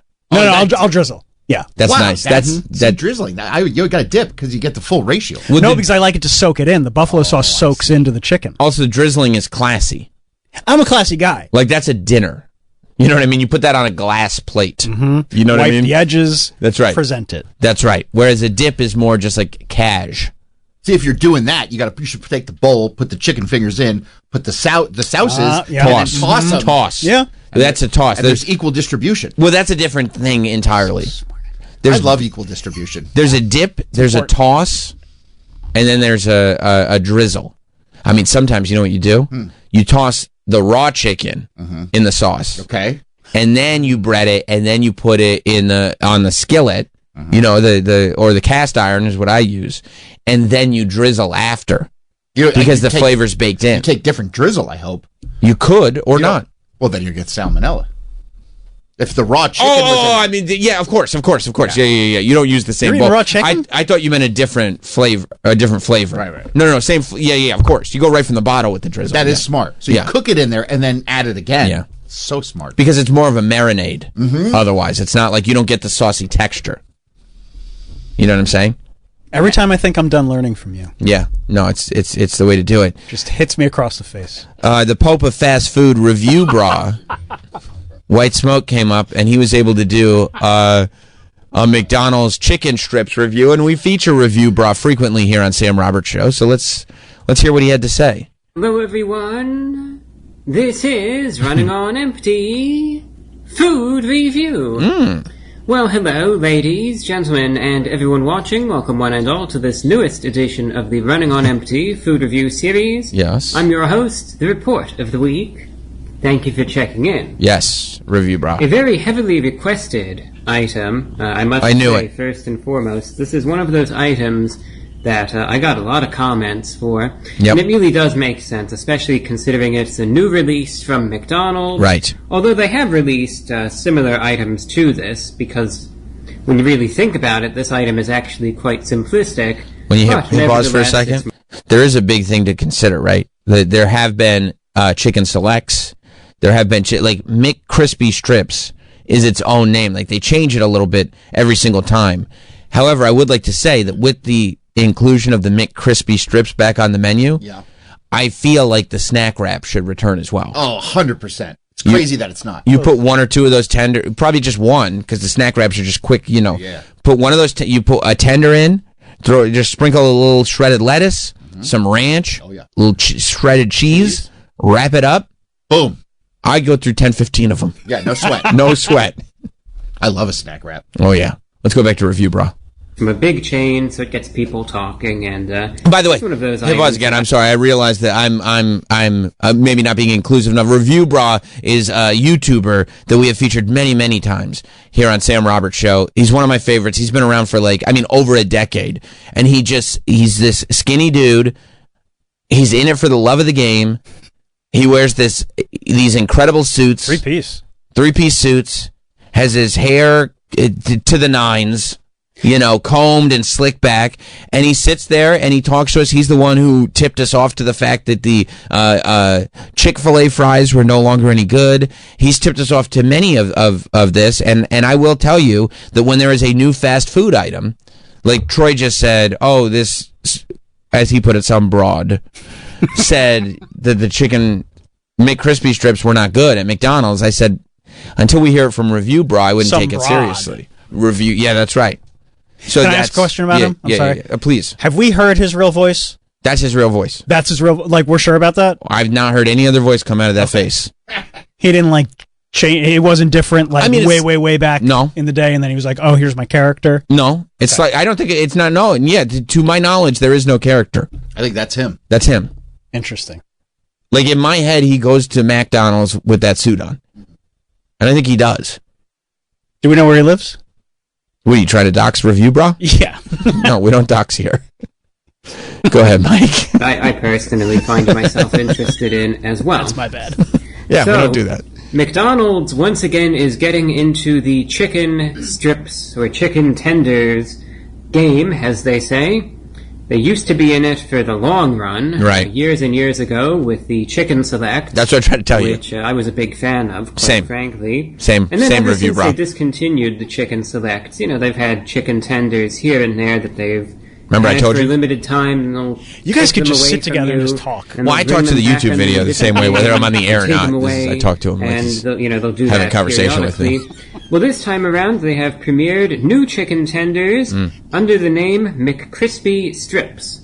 So they're That's right. obviously chicken strips, and they're supposed to be crispy, I would presume, anyway. That's right. And with these He's like new the Pope's chicken brother. strips, they have also released a new dipping sauce as well. Haven't tried the new sauce. Creamy chili sauce. Oh, that sounds good. Not just like that. a dipping sauce, but as McCrispy Strip Dip. So I would assume, given the name, and you'll see the package, you could verify this yourself. That's right. That bad things will probably happen to you if you use this sauce for anything but the McCrispy. So he's got a dry humor to So him. don't you go. He's kidding. Whether this is good or bad, and we'll find out. I like it. Don't you dare, all right? Don't you dare use this sauce for anything except for the McCrispy strips. Right. Thank you, Review Bra. Packaging, they wouldn't say that otherwise. No way. It's not a chance, right? Or maybe you just could and nothing will happen. That's possible too. That is. Can we skip ahead to where he takes a bite? I mean, he's long-winded. Yeah. He's reviewing the packaging. He's talking about the tender. Some people question whether Review Bra is Lord. Okay, well, because their face looks the same. I see the similarity. I do not think Review Bra is Lord. I mean, she goes away for years at a time. However, yeah, but the problem is that like Review Bra, as far as I'm concerned, is a royal. Oh. And Lord had said she never would be that. No, you're right. If I'm not mistaken. So, okay, I think we're ready now, Mike. Thank you very much. It was getting a little bit long. Enjoy the video in your own time for sure. Yeah. Let's try it out. Let's see if it's any good or not. Good call. The McCrispy strips. First, I'll try them out on their own. It does look And good. then we shall introduce the I enjoyed creamy chili sauce. Let's try them out. See if they're any good. They're going in. Nice. The throat goat? Is that him? I think so. He's got a classy chew too. He does. It's he took quiet. a little bite. Look, yeah. look at his like little fingers holding it. Yep. It's kind of strange. He doesn't open his mouth when he chews. Like he's not He's not a monster. Like I would imagine for you. Oh, it'd be, fruits. Yeah, that looked like the Cookie Monster. That's right. That's right. C is for chicken nugget. There's a lot of anticipation that builds with it too. He lets it sit. Oh, yeah, he's chewing. I actually have a little more time than I thought I did, so I'm just going to leave the camera rolling for the rest of the review. Good. So, oh, he's checking his SD card. Silly it may look, I have it skewered through the fork. Right. Simply because these are a bit greasy and oily to hold. This is just personal preference. It Classy. really isn't the end of the world or anything. I am happy to say, though, that the quality of the chicken is better than I was expecting. Okay. See? Which is good. I don't know who this lady you were looking at Like was. I said, I don't know how well you could really discern anything from the cross-section, but I think it's an important thing he did. He showed everybody the meat. as far as McDonald's is concerned, that is on the higher end. You know, it's not that sort of spongy, cheap quality. See? That you would find in some of the lower tier items, such as, the McChicken sandwich, for instance. Ah. And even some of the McNuggets, which are all right in their own right, but it has that sort of spongy quality to it. This, on the other hand, that's not unfair. This is definitely much fuller, for lack of a better word. And I hope anyway, you were able to see there is a crunchy exterior, and a definite crisp to it likewise, but the proportion of the breading to the actual meat on the chicken is quite favorable as far as actually getting a good amount of chicken for what it's worth. Yeah, hit pause, Mike. Does that answer your question, Troy? It does. And it's remarkable how many words he can use to describe chicken fingers. Right. And also the knowledge of knowing what are the points I need to hit here. Like, because I wouldn't have thought about the ratio. Right, but it's important. And when I took a bite, if the ratio was off when I took a bite, I would definitely go, I wish Review Bra had told me the ratio sucks. Yeah. But you could go into it going, okay, Review Bra said it was good ratio, so I can expect that. I can expect that going in, yeah. So, does this answer your question a little bit more than what you were saying? Yes. Do you feel like you were misinformed? It was, and she seemed angry when she was doing it, so... Yeah. Girls don't like fast food. And, you have to understand, sometimes quality between McDonald's are completely different. That is true as well. You don't like, I would say if you're really looking for pristine quality, you're probably better off coming out by me in the suburbs than you are going to one of these gross places in the city. Oh, they're a hellhole around here. But that's for any, I can't imagine, like Taco Bell in my neighborhood, c'est magnifique. In your neighborhood, I'm sure shit. It's just garbage. Right. It's just ghetto. Nobody wants to be working there. They're probably all doing God only knows what into the food. Right. That's that Beach Boys song is about. They don't clean the fryers. Everything tastes gross. Right. John Taffer would have a conniption. Yeah. On the flip side of that, I was watching a Taffer over the weekend. Oh, nice. Where a Taffer. where it was a Florida bar and the owner was just always drunk. It was an older one. Sure. And was he fed up with it? He was so... This bar is failing because you're drinking it away. That's exactly what he was saying. I love it. You're drinking your family's savings away. Does that make you happy? He showed what's the thing that calculates the bar? Tab? Yeah. It's got such a great name. I can't remember what it is. Pal, right? Like bar. Yeah. Fuck. But he showed it, and this guy's drinking away hundreds of dollars of alcohol a night. Hundreds of dollars! But yeah, so on the other side of that coin, wouldn't it stand to reason sometimes that if you go to a higher trafficked fast food establishment, like maybe where Troy lives, you're getting fresher food because they're constantly making it? Yeah, 100%. They could, but if they're not doing it with care, right, or it is just sitting there, because you could have tenders in the suburbs that are just sitting there for a while. There's a lot of people in the suburbs. I live in the suburbs. I know. No, you don't. You live in Staten Island. That is the suburbs. I'm not talking about Staten. I'm not talking about Staten Island. No, I'm talking about beautiful places. Of course, Staten Island's beautiful. Yeah. Okay, multiple Jersey Shore cast members live there. That's right, and Wild Turkeys and as well. And the Impractical Jokers. And the Impractical Jokers. And Sal. Wu-Tang. And Wu-Tang. And Wu-Tang. Come on. Wu-Tang never rapped about fresh McDonald's, though. You think Method Man is going to live in a place that's not the suburbs now? METHOD? Man? Okay. Yeah, no. I think there's a care put into... Because also people will complain. There are a lot of soccer moms in the suburbs. And you can't have, there are Karens in the suburbs. And you can't have an establishment where you're putting out bad food and Karens come in. I worked at a Burger King in the suburbs. It was in Jersey. Soap was put into hamburgers that the manager didn't like. Oh, you can't put soap in the burgers. He was a Burger King manager in his 30s. His life was over. Yeah, I can't imagine there's a lot of hope at that point. No. You know what I mean? Maybe he wanted to start his own franchise. And he saw It's funny looking back now. Do you ever look back on your managers or people that were in charge of you, like working at Sam Goody or working at where'd you say you worked just the other day? I worked at a bowling alley. Right, at the bowling alley. That's what I was thinking of. And you think about how old they were when they were doing that job, and now that you've got that life experience, you're like, oh, that's why he was so angry. Yeah. Because it was it. Like I was 16 working there and having a great time. This dude's in his mid-30s and he's a manager at Burger King. It's probably not how he thought his life was going to turn out. No, every single day he's going, what happened to my life? But you don't think about that when you're a kid. And you call this managing? What would Ronald McDonald say? It was a great app. But they all are. They're the best. Except when it's more friendly. The only episodes I don't love are when the owner comes in and goes, you know what, you're right, we have a problem, and I'm glad you're here. Change. I'm glad you're here. We're ready to take on all your suggestions. I like when Taffer gets upset and then there's like this level of aggression in the bar owner that goes, who the fuck do you think you are? That was and this guy. Yeah. It's the best. It's the best. Because Taffer doesn't get into any fights that he ain't winning. Oh, no. He's smart like He'll that. yell at anyone. Brendan in Chicago. Congrats, by the way, Brendan. On the Pope? Yeah, it ain't for your baseball team. It's the Pope. Yeah. yeah, obviously. Hey, real quick here. You guys are talking about McDonald's and the International McDonald's. Google McCosmics in Bolingbrook, Illinois. Okay, see, it's a standalone McDonald's that only serves weird food. I've heard about this. One in the country. I've heard about this. Thank you very much, Brendan. I've heard about this McCosmics and just Cosmics.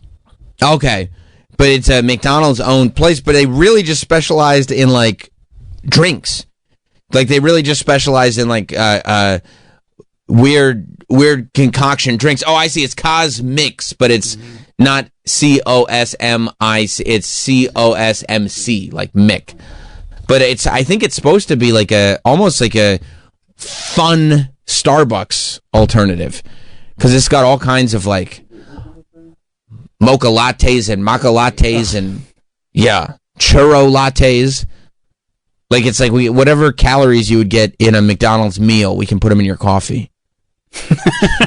Why have a whole meal? Yeah, does that sound good to you? It's very, very delicious. Churro shaken espresso. I mean, that sounds good. I mean, it will get you fired out of a cannon. The churro shaken espresso. Do you ever have an espresso, Troy, with churro in it? Never. Oh, how about the churro cold brew? I'm sure it's delicious. Yeah. I'm sure it's great. Let's go to Jonathan in Connecticut. What's up, Jonathan? Hey, what's going on, guys? So whenever you're making your trip to Stanford, right past exit 11, at one time, I'm not sure if it's still, it's considered the busiest McDonald's in the country. I would love to visit. But that's also the viral. If you saw a viral a couple months ago where it was like you spent $40 for a Big Mac, there was like a viral ticket. That's the one where they were talking about. Why you spend $40 for a Big Mac? Because it's super expensive there. So it's like... What are you talking about? The prices aren't regulated? I don't think so. No, supply and demand, you know. Because it's so busy? You go to the Big Mac's like... Yeah, it's so busy. And then I think the Big Mac, if you get like a Big Mac meal, it's like $20. Bro, Mike, have you find anything about this Stanford busy McDonald's? Because to me, I'm instantly going, I want to go to McDonald's and open a franchise next door to this one. There's clearly enough business for two McDonald's. So it's on 95 directly. It's the one like at the rest stop at 95. So it's right when you get off 95. Like you're on 95 and you go to the rest stop. It's right past Titan Towers. Oh, I've been to that one, I'm sure. I mean, yeah, I've probably been to that one. I've 100% been to that one because that's that big rest stop that has like the convenience store in it and there's like a Dunkin' Donuts in it. 100%. So there's This is what I do. One of those on the northbound or southbound side is the busiest one. I forgot which one, but it's one of those. And you know what? I remember the Dunkin' Donuts cold brew being weirdly expensive. I 100% buy this. Well, yeah, because you're paying the 95 tax. Right. But I remember I went because I was early to whatever work I was doing at WWE HQ, so I went past WWE HQ, went to the Dunkin' in there, got a cold brew, chugged it, played Triple H's theme music on the way back, and I was charged the hell up when I walked in that building. Wow. Yeah, these prices are crazy. Thank you, buddy. Thank you, Jonathan. It says, and this is like not a standalone McDonald's. This is like in one of those rest stop. I mean, they got you by the balls there. Yeah, because, okay, go somewhere else then. Go somewhere else. For a McCrispy meal, it's $18. That is crazy. Wow. I didn't even know you could do that. Okay, I'm looking right now on the app to order from that specific place. Let's do it. For breakfast. Sausage, egg, and cheese bagel. $16 for the meal. What? This is why you read these stories about like McDonald's sales are down, because now it is just as cheap to just go to Chili's, go to a restaurant, sit down, have a nice conversation with somebody. $16 for a sausage, egg, and cheese bagel, hash brown, and coffee. I mean, but that can't be typical McDonald's. No, it's not. But like, just the fact that I thought pricing was like. But they've got you at rest stops. They've got you at airports. They charge up McDonald's the wazoo. At airports huh? is crazy. Yeah, I guess you're right. About that. Because where else are you going to go? We pass the we pass the savings on. We pass the extra expense on to you. But by the way, the reason that airports charge a tax on these restaurants in the airport is because they're so highly trafficked. Because like Troy just said, they got you by the balls. There's no way. If you are getting on an airplane and you walk by and smell that McDonald's, you're not getting McDonald's to bring on the airplane. It's literally one of the greatest human experiences that God put on this earth. I couldn't agree more. Is the fact that you can bring a big McDonald's meal with a fountain Coke onto an airplane. There's nothing better. And make everyone else jealous. Of course, there's nobody that walks by you and smells that doesn't think like, fuck. I fucked up. I make people in first class come back to coach and just walk by me so they know. Smell this real quick. Yeah, it's not that great up there. Guess what I just did? Flying with a belly full of Egg McMuffins is my shit. Oh, it's the best. You know what I did one time? I'll never forget.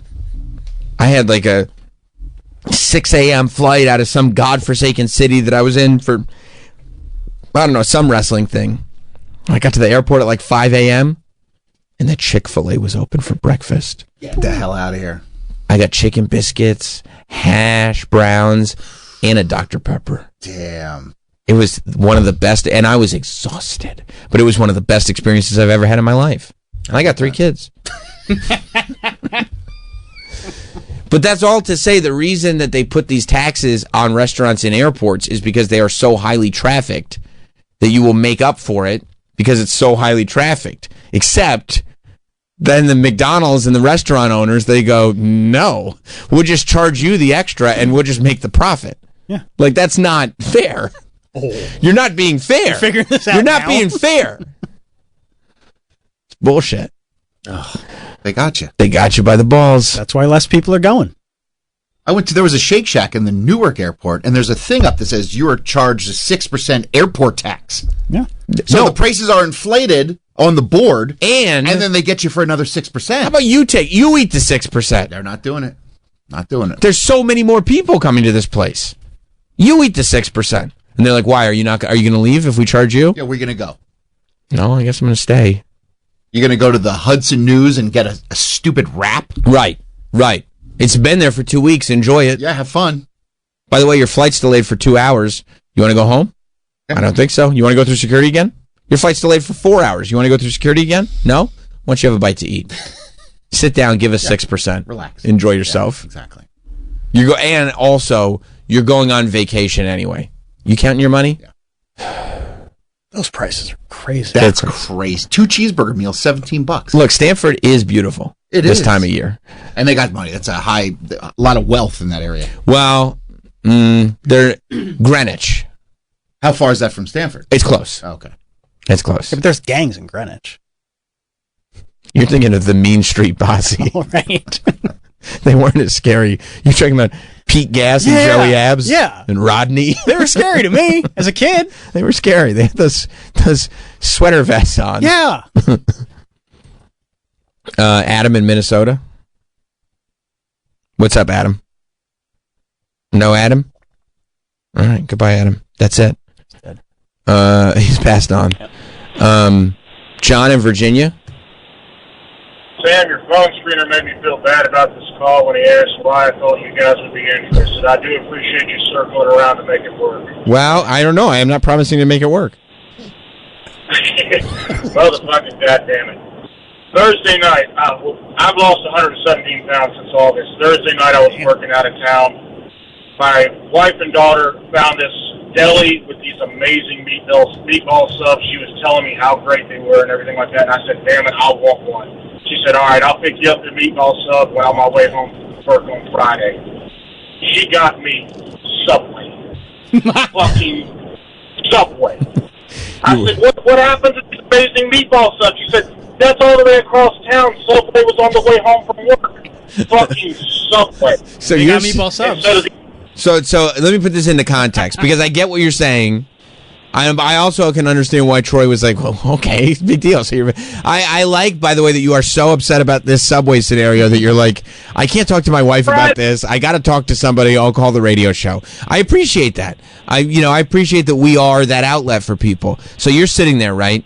You've lost 117 pounds. The only way you lose 117 pounds is to remove the creature comforts. You've removed all these foods that you love so much. And if you had to lose 117 pounds, you're a guy who loved to eat food.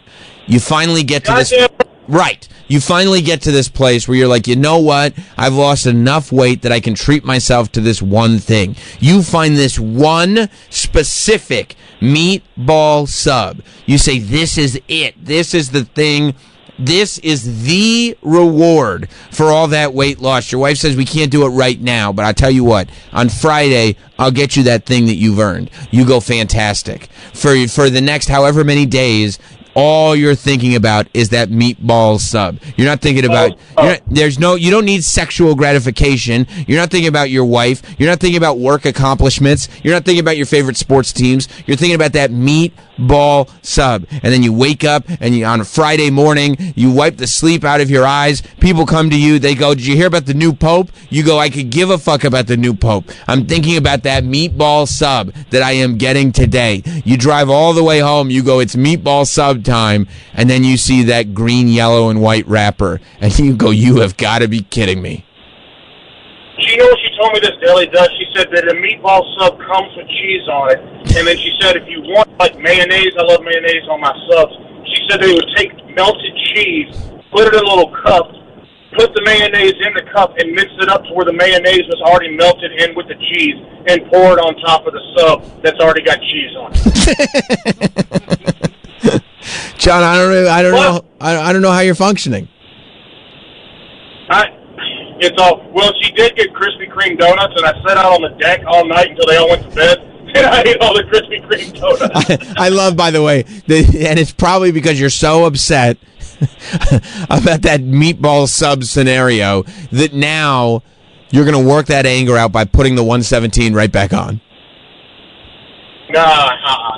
All right. Well, good luck, and I'm glad you enjoyed eating all those Krispy Kremes all by yourself. I did, thank you. All right. I'll talk to you later. Why? You didn't find that riveting, Travis? The meatball discussion? I think we should take it. I think that wrapped it up. Like a meatball wrap? Yeah. Yeah, I think that we did it. Yeah. For this segment. I put my work into it, though, didn't I? I mean, I was impressed. I was like, wow. Sam can really take a pile of shit and make it shine. And Troy, what did you say to him before he called? I was like, I'm not quite sure why Sam's going to want to talk about this with you. Well, you were proven wrong. I was. Could you tell that I was waiting for, like, that's going to be the bow on this break? Like, that's the last call of the... Yeah. But see, this is a good example of, like, as a call screener, I was like, this call sucks. Okay. This guy has nothing to say. This is a boring conversation. And somehow you made it into something funny and interesting. So maybe my judgment with phone screening isn't the best, so I should just put up all the calls and let you decide. We need a phone screener. And also, sometimes I'm in the mood to take on a challenge. Okay. This was one of those mornings. You know what I mean? Like, sometimes I look at a mountaintop and go, I got to get up there. Don't justify not working. Right. I mean, the calls will get screened. Right. I go, I got to get No, up. they'll get answered. They'll get answered. I'll write on the screen what they're saying. No, you don't have to do every single one. You can hang up on people if you want. Yeah, you're allowed. I mean, I would have thought Libby's call today was a boring one. And I was like, I'll put it up. You should start hanging up on Libby. No, that Libby will take that very personally. Yeah, you should say, you know what? No. Not this time. We love Libby here. I want you to know there are many phone calls that you probably go, you know what? I think this is boring, but maybe it's not boring. Mm-hmm. You're not wrong. Hey, you're a smart guy. I'm the one doing the work. I know. But, I mean, with that call, you probably filled 8 minutes just on that call. And I would have sworn that there is nothing here. Nobody gives a shit about this guy's meatball sandwich. You're saying I went full Cuomo on that? I mean, did a great job. Thank you. All right, we will take a break. He seems like a nice guy. He seemed like a great guy. And he had all those Krispy Kremes. Did you hear that part? But we don't have to I hear hope the light was on. Yeah, I'm sure. They were hot and fresh. I mean, it's a bummer when you drive by and the light's not on. Oh, especially if you're thinking about it. Yep. Mm-hmm. Like, I'm going to grab some Krispy Kremes and then boom, nothing. No light, because you can't go in and just... Sometimes they're still good. If the light's not on, okay. I mean, you might as well go to ShopRite and buy them. Yeah. No. Yeah, they're right there. Same thing. Yeah. McDonald's serves Krispy Kremes now. I saw that. Yeah. All right, let's take a break. We have so much to discuss. We barely got to anything, okay? I'm going to talk about all kinds of stuff. I got to figure out what Sean from the Real World is up to, because he ain't solving nothing. Now, one thing has been solved with this Sean from the Real World. I thought he was going to stop being polite and start getting real. He hasn't done jack or shit. We'll talk about it all. Stay right there. We will be right back with Sam Roberts Show.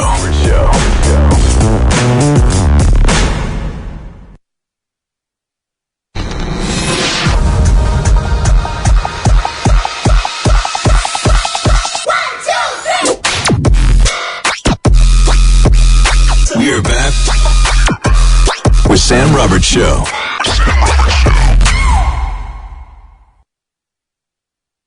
Wait, who? Tyler in Tacoma. Tyler, I'm only laughing because it says that you want to talk about Walter Gaggins. Oh, for God's sake. Walter Gaggins. Walter, G-A-G-I-N-S. Walter Gaggins. It's not like he's ever come up on this show before. I can't believe this happened. Troy can't even defend that one. I was typing fast. I mean, this is intentional. I mean, Walter Gaggins. Troy was at least sweet on the phone today, I'll tell you that much. All right. That's all right, buddy. So what's up, dude? I just was watching over the weekend House of a Thousand Corpses. I didn't ever make the connection that he plays the cop that Uncle Otis shoots. Absolutely. I remember. I mean, bro, that House of a Thousand Corpses cast, when you look at it, it's like Dwight from The Office, it's Chris Hardwick, it's Walton Goggins, and then, like Karen Black and all these Sid Haig, all these icons from horror. But there are a lot of people in that movie that after that movie ended up being like huge stars. Yeah, it just felt a little bit like the other guy from White Lotus when you realize it's Uncle Rico. Yes. Like, holy shit, I've seen this a million times. Totally. I never made the connection.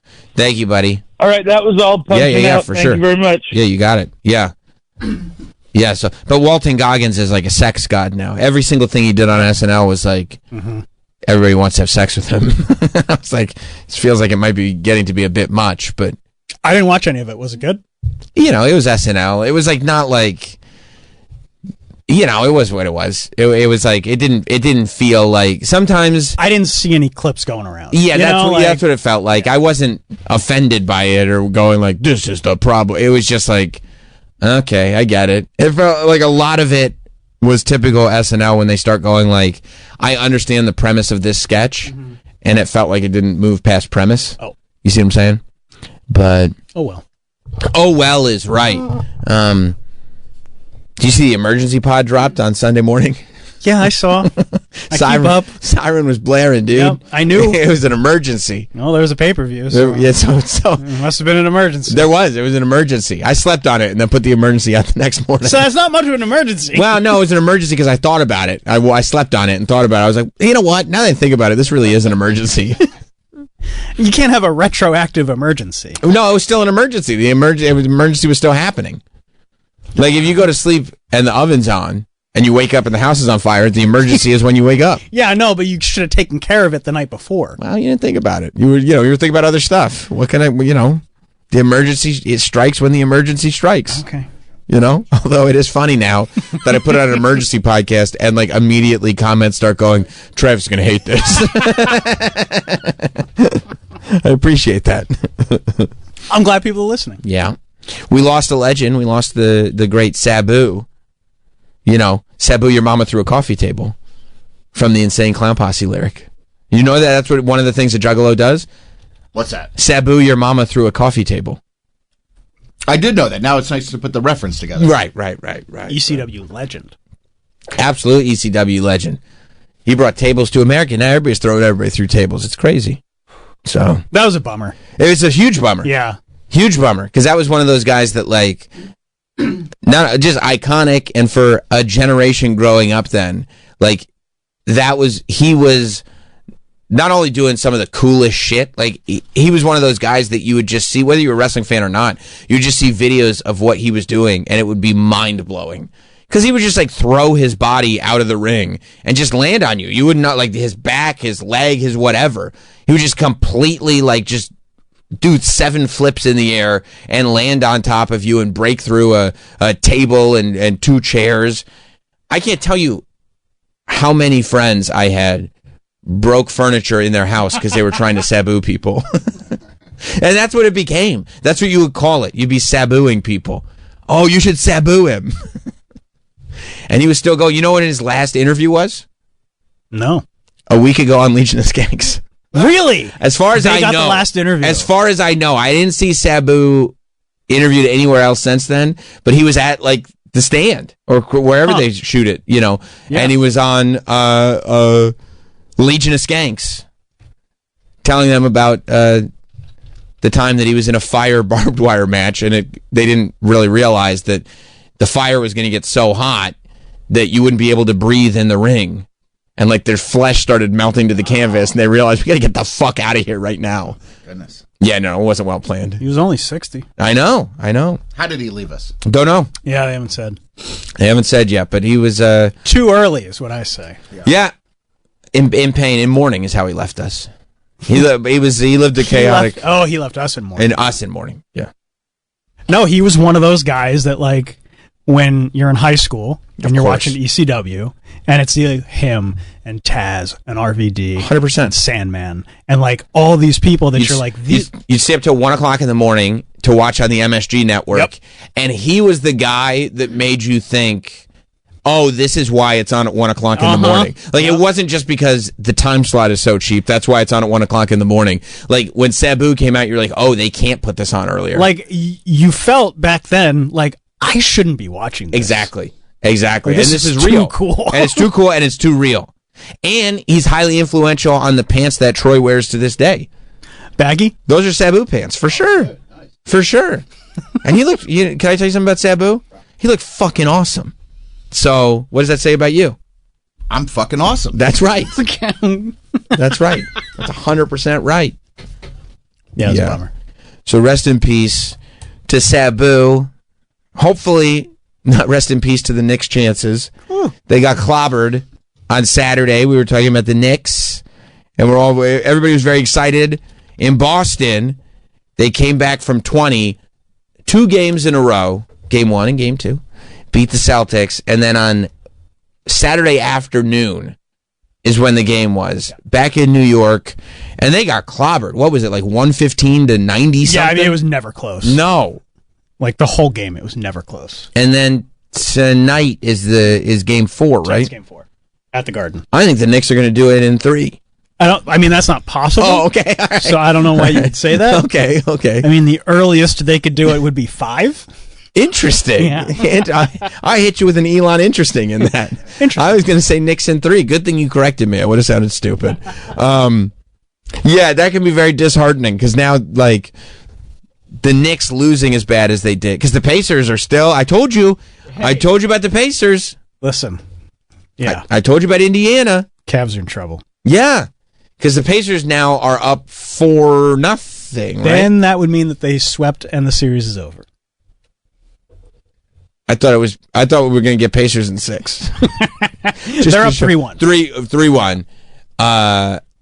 But they're killing them. Mm-hmm. And I'm not paying attention to the other conference whatsoever, by the way.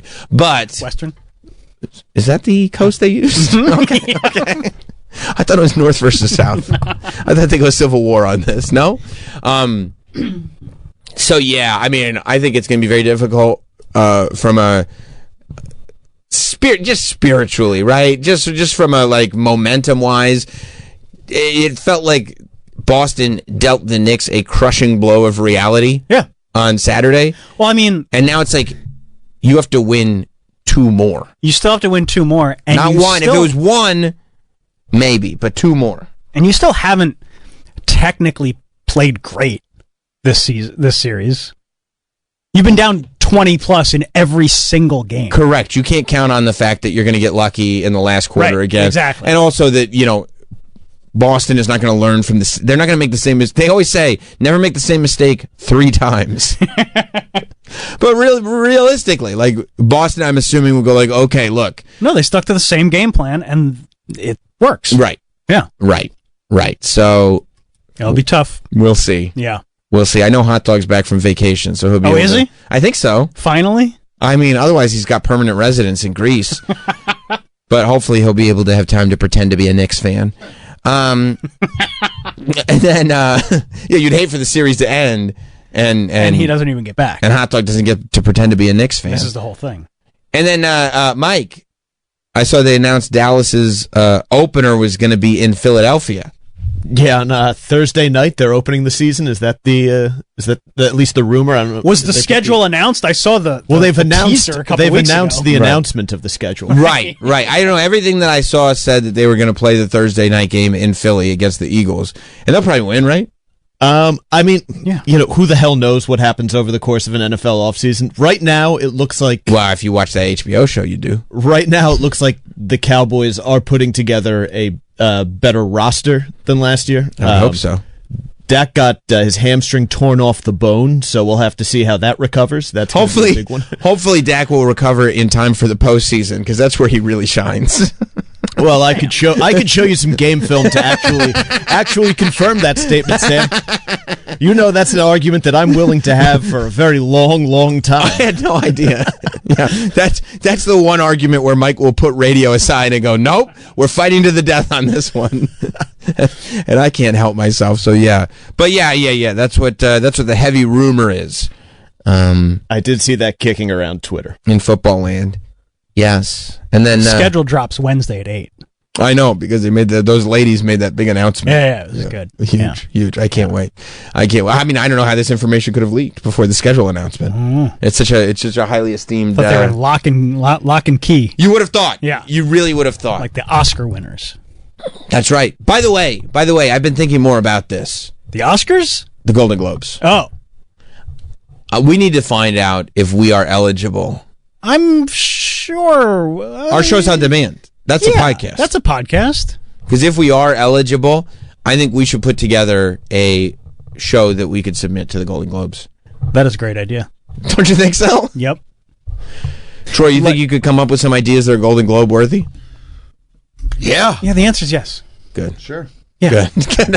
I hadn't even considered it, but fuck it. Yeah. We'll do that. Oh, yeah. Like a specific show. Well, you got to submit one show. Because you have to submit one show. Yes, you have to submit one show. What if we did it with intention? Okay. And said we literally have to make the best show, not just the best Sam Roberts show, but the best show of any show for the entire year. And it would have to be, so you want something better than the Mike Bichetti Mario Bosco one. Oh, hard to top. No, yeah, but because that was just a segment. You have to do the whole show. Oh, yeah, that's a good We point. can't them back for the whole show. Okay, yeah, we'll get. Yeah, Okay, you know what? Troy and I hear you loud and clear, buddy. I think we might need to take this into the meeting I'll work room. on Mike. You work on Mario. 3 hours. Yeah, and I'm just sitting there. I'm just sitting there yelling at them because they're not living up to our expectations. We have to submit this. I don't know. Should we take another break? You can take another break if you want. Sure. Okay, let's take another break. We went long for the first hour. We're going to take another break because our pal from the hit new podcast, Your Favorite Movie Sucks, Renan Hirschberg is here. He's taping his special at Sesh Comedy Club in Lower Manhattan on Thursday. So we'll talk to him about that as well as all of our favorite movies that suck in just a moment. Stay right there.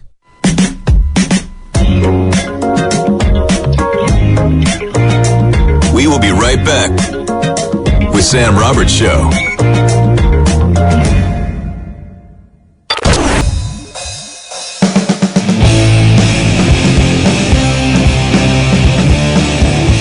Welcome back, Sam Roberts Show. Renan Hirschberg is here. Thanks for having me. Of course. Renan's going to be taping his new special this Thursday at the Sesh Comedy Club in Lower Manhattan. A limited amount of tickets for the 9 p.m. show are still available. Go to @Renan Comedy on Instagram or X to get that ticket link. Or you can go to, also, we're doing a promo. I got to fill out that second show. It's close to filled out, but if you type, if you go to punshup.live/Raanan, RAANAN, and type loud in the promo for 9 p.m., you get $10 tickets. Oh, there you go. Yeah, so, I know the economy's tough, the tariffs, the whatever. The tariffs are killing people. They're killing everybody. Yeah. This is a tariff-free show. Yeah. And, come on by. It's going to be great. I'm excited for it. I just saw a news story that they said that, like Cracker Barrel is trying to figure out, they're trying to update their, like, what the restaurants look like, except they're finding it very difficult because people who go to Cracker Barrel are like, don't touch my Cracker Barrel. but then they're trying to attract new customers. But one of the things they did say was like, and the tariffs have been tough. Oh, really? And it's like, what are you guys getting? Trump is really hurting his base here. Yeah, that's right. Cracker Barrel's the home base. But then I was like, what are you getting from China? Like, what's Cracker Barrel importing? Yeah, that's I guess those shirts, don't they sell, like, isn't there like a gift shop in the middle? Don't they sell like probably those Cracker Barrel t-shirts? Probably a lot of Cracker Barrel t-shirts. Child slave labor. That's probably right. And some of them aren't even Cracker Barrel. Some of them are just like fun sayings, like on the road again, or keep on trucking. And now we're gonna have to get our own child slave labor to make the shirts. We will. That would be great if we find out, like, look, we're gonna start making things here again. But also, we're going to really take out all those child labor laws. Yeah, we're not doing that that's anymore. The only way to do it, right? Like, because you have to be competitive with China. Because the whole idea is that we let other people have unfair practices. Yeah. But now we're forcing ourselves to create our own. Yeah, we don't do that here. Well, we'll import, but It is funny that, obviously, the tariffs, I think, are very, very stupid. Yeah. But it is funny that, like, both alternatives are kind of hypocritical. It's like we need to go back to letting other people have child slave labor. You know what I mean? Yeah. But it's like, that is the better alternative. But it's funny that the tariffs are so expensive, but also you have no idea how expensive stuff would be if we had to pay full price. If we have to, so like, but anyway, it's so funny that Cracker Barrel is like only now being like, we should do some updates. Yeah. Well, I mean, they've had it on lock for a while. Yeah, why fix something not broken? I don't know. I feel like it's not broken, but I'm also not looking at their books. I feel like people go to Cracker Barrel still. Yeah. I've actually never. I don't know if I've ever been. I'm from the Midwest. You'd love it. Yeah, I was more of a Denny's person. Denny's rules too. Yeah, Denny's rules. I don't know. Is Denny's in this area? I can't remember. I think they're out in Jersey. They're Denny's in Jersey, right, Travis? Yeah. But there's I always really liked Denny's. Denny's is great. Yeah, but I never did Cracker Barrel. No, well, Cracker Barrel is like you trick yourself into being like, that's like at home. Denny's is more like America's diner. Yeah. Whereas Cracker Barrel is like, this is some good at home cooking. I like the diners in New York because it's like, it's just the same kind of bad food as diners in the Midwest, but a lot more expensive. Sure. So it's just like, you can get the same kind of crappy tuna fish sandwich. Yeah. But it'll be $40. Right. And it's literally like from the same distributors, like the same frozen food. And it's still bad because like a restaurant is good if it has focus. And a diner has no focus. None. Every menu looks like, Brothers Karamazov. It's like 1,000 pages. And like, and so, so it's not any better. No. It's actually kind of worse, honestly, because it's not as greasy as like something but then it's just like $50. You're literally paying for the nostalgia of a diner in the Midwest, essentially. Right. Whereas when you go to a diner in the Midwest, it's just a diner. Yeah, it's just a diner. Like this is what we have here. So it's just hilarious. I go to them all the time because I'm sober, and like a diner is just kind of like a bar for sober people, I see. Yeah, it's just but like if you're hanging out after a show, right? You go to the diner because it's Yeah. No, I love diners. Yeah, diners are the best. They still have plenty of them out. Like, I'm out in the suburbs, so they have diners all over the place. Yeah. And it's great. Diners are it's the opposite of a bar. A bar, it's dark and trying to get laid. Diners, just you and a bunch of dudes. Yeah, brightly lit. Right. Couldn't even get laid if you wanted to. You've given up on where the rest of the night is going, but you're okay just hanging. And the diner's 24 hours, so you'll just sit in this booth for the next. Truly the best. It's the only time I'm really like I love like hanging out with some friends at a diner. Is to me like joy of life. I mean, it almost brings you back to high school, right? Like when you were old enough to just like hang out. Yeah, high school. Late Last at night. time I was happy. Yes. Yeah. No, diner, like to me it's like To me, it's like anytime like you're doing something, are you excited? You know, some event, and for me, I have to pretend I'm excited because I don't really get excited for things. I'm a fatalist, so it's like I just assume everything's gonna go bad. So it's like I better not get excited. Yeah, I'm getting married soon, and people are excited. I'm like, no, because I'm worried she's gonna leave me at the altar. You know what I mean? I'm not excited for the roof to cave in. You know, I'm a fatalist. But to me, the real joy in life is like you had a diner, no expectations, some friends. That's what could go wrong? Yeah. What could go wrong? You're already there. Yeah. You're not going to get excited about the plan for the diner because somebody's going to flake out. It's not going to happen. But once you're at the diner, you're good. She's going to leave me at the altar now. Now that if she hears this, she's like, I'm not excited for the wedding. I just want to. I want to go to the diner after the wedding. No, I'm excited for the wedding. But do you really? Are you that much of a fatalist that you go like, well, things could go wrong in my personal life. She could leave me at the altar. So let me curtail my expectations. I'm not worried she's going to.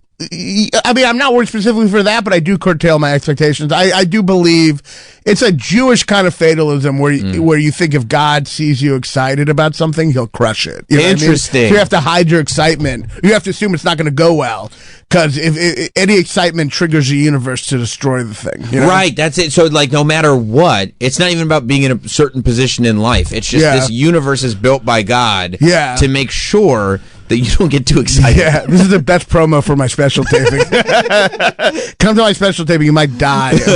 Well, it's like I'm afraid of turbulence planes, you know? You are afraid of that. Yes, and I'm on them all the time. It hasn't gone away. I mean, it's gone away a little, but I do think that people who are afraid of turbulence or afraid of flying are the fatalists. Because statistically, you're fine, right? You're going to be fine. I mean, it's taken a hit lately, but it's going to be fine. Sure. But a fatalist is afraid of a plane because if a fatalist can drive in a car because he can assume the car could crash, but he'll survive. But you can't really survive a plane crash for the most part. Because it's not about the statistics of the accident because they say you're far more likely to get into a car accident, but it's about the survival rate when the things go bad. It's going to go, if it goes even a little bad, it's going all the way Exactly. That's what a plane is. It's like you can't, plane, like car crashes aren't so scary. You hear about people talk about car crashes all the time. You rarely, like, no one's like, oh, I'm late for work, my plane crash. You know what I mean? Right. So it's like. But if one of the guys in here was like, oh, I'm going to be late, I got into a car accident, it'd be like, but you're coming in. Yeah, you're coming in. So right, we're fine. With a plane crash, you're not like, well, yeah, you got to come in. You know what I mean? Yeah. So if somebody came in and was like, my plane crashed, but I'm still coming to work,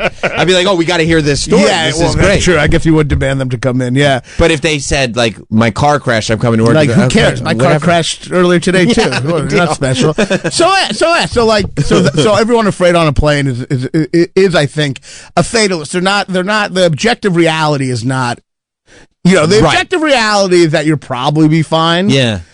In most things in life, right? Your life expectancy. Almost always. Yeah, but the fatalist assumes the universe is against them. Though I have learned a trick for turbulence now. Yeah.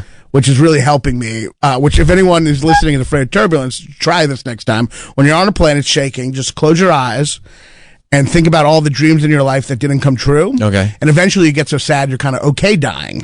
And that alleviates the fear of turbulence. I thought you were going to just say, just shake your leg and it'll even out. No, you gotta accept the death. Like it's but bum yourself out so much that you don't care. Right. And it works. It does. Sometimes I have to think about relationships that fell apart, but eventually I get to a place where I'm like, well, let's have the plane crash, But then when it doesn't crash, aren't you just like super bummed? Yeah, that's a good point. But you're just trying to survive this plane crash. I get you.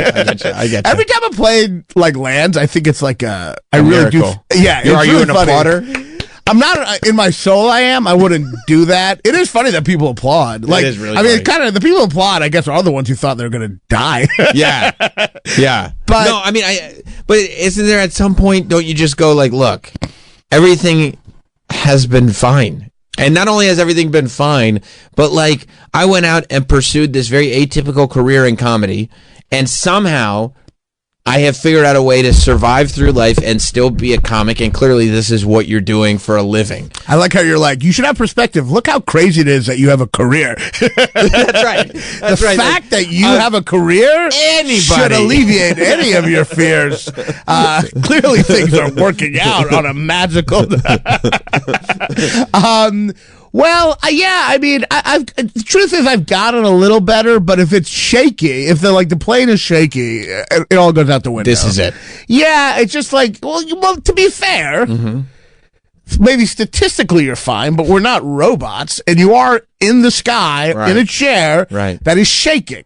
But you've been that is there. Evolutionarily kind of a scary proposition. Yeah, unless you've been there in many shaky chairs many times, and it's always fine. It's funny, it doesn't go away. I think for most things that's true. Like I haven't been mugged in New York, so now I'm just like, it's never going to happen. Yeah. But planes are the one time where There is something interesting too about that, like about not worrying about being mugged. That like that's where statistics don't matter. Like I will walk around a dark, unsafe street if it's familiar. Sure. Without any worry at all. But I will go if I'm out of town and just on a walk and it looks even remotely shady. I'm terrified. Of course, yeah. Because it's not my street. It's probably not even that bad. It's probably way less dangerous, but it's not my street. Which is the illusion of familiarity, which, by the way, so your reasoning for a plane that it's never happened is actually that's not actually, scientific evidence just because it's been fine a couple, whatever amount of times, you know what I mean? But the statistics are, but even now you're still talking about a delusion. Right. I'm talking about the delusion of crashing. You're talking about the delusion of familiarity. Sure. They're both not really accurate. Sure. You know what I mean? Just because I haven't been mugged has nothing to do with it. If anything, the fact that you haven't been mugged that many times is bringing the statistics up that you probably will at some point. In the sense that I'm probably not looking out for it, yeah. Right. Not in the sense that, like, just because it hasn't happened. Sure, yeah. sure. But the level of comfort. Yeah, like Kathleen Madigan had a joke once about this woman who lost her arm by a shark attack, and the woman's like, well, I still surf, because what's the chances of it happening again? And she's like, the same. Exactly the same. Exactly the same. 100% the same chances. If anything, you would probably look more like a seal, because your arm is like a flipper. Right. That's the thing people say when you get, like, I'm also afraid of sharks, another crazy thing, right? I mean, you go swimming a lot? I go swimming some, and I used to watch Jaws every day as a kid. It seeps in. Every day? Yeah. It led to a lot of therapy. It's just a lot of Jaws. But I am afraid of sharks, which is the craziest of all things, and a deep insult to sharks, because sharks kill about maybe 5 to 6 people a year. Right. We kill 400 billion sharks a year. Right. So the fact that we're afraid of them is insane. They should be terrified of us. Yeah, and they're not. Honestly, the fact that they've killed 5 of us should be they should be allowed to kill a lot more just to even the score. Right. We genocide sharks every year, and yet we're afraid of them. It's crazy. What are we It's killing? like a Nazi being like, "Oh, a Jew!" Ah! Though I guess they were kind of like that. But yeah, a little bit. Yeah. What are we killing sharks for? I don't.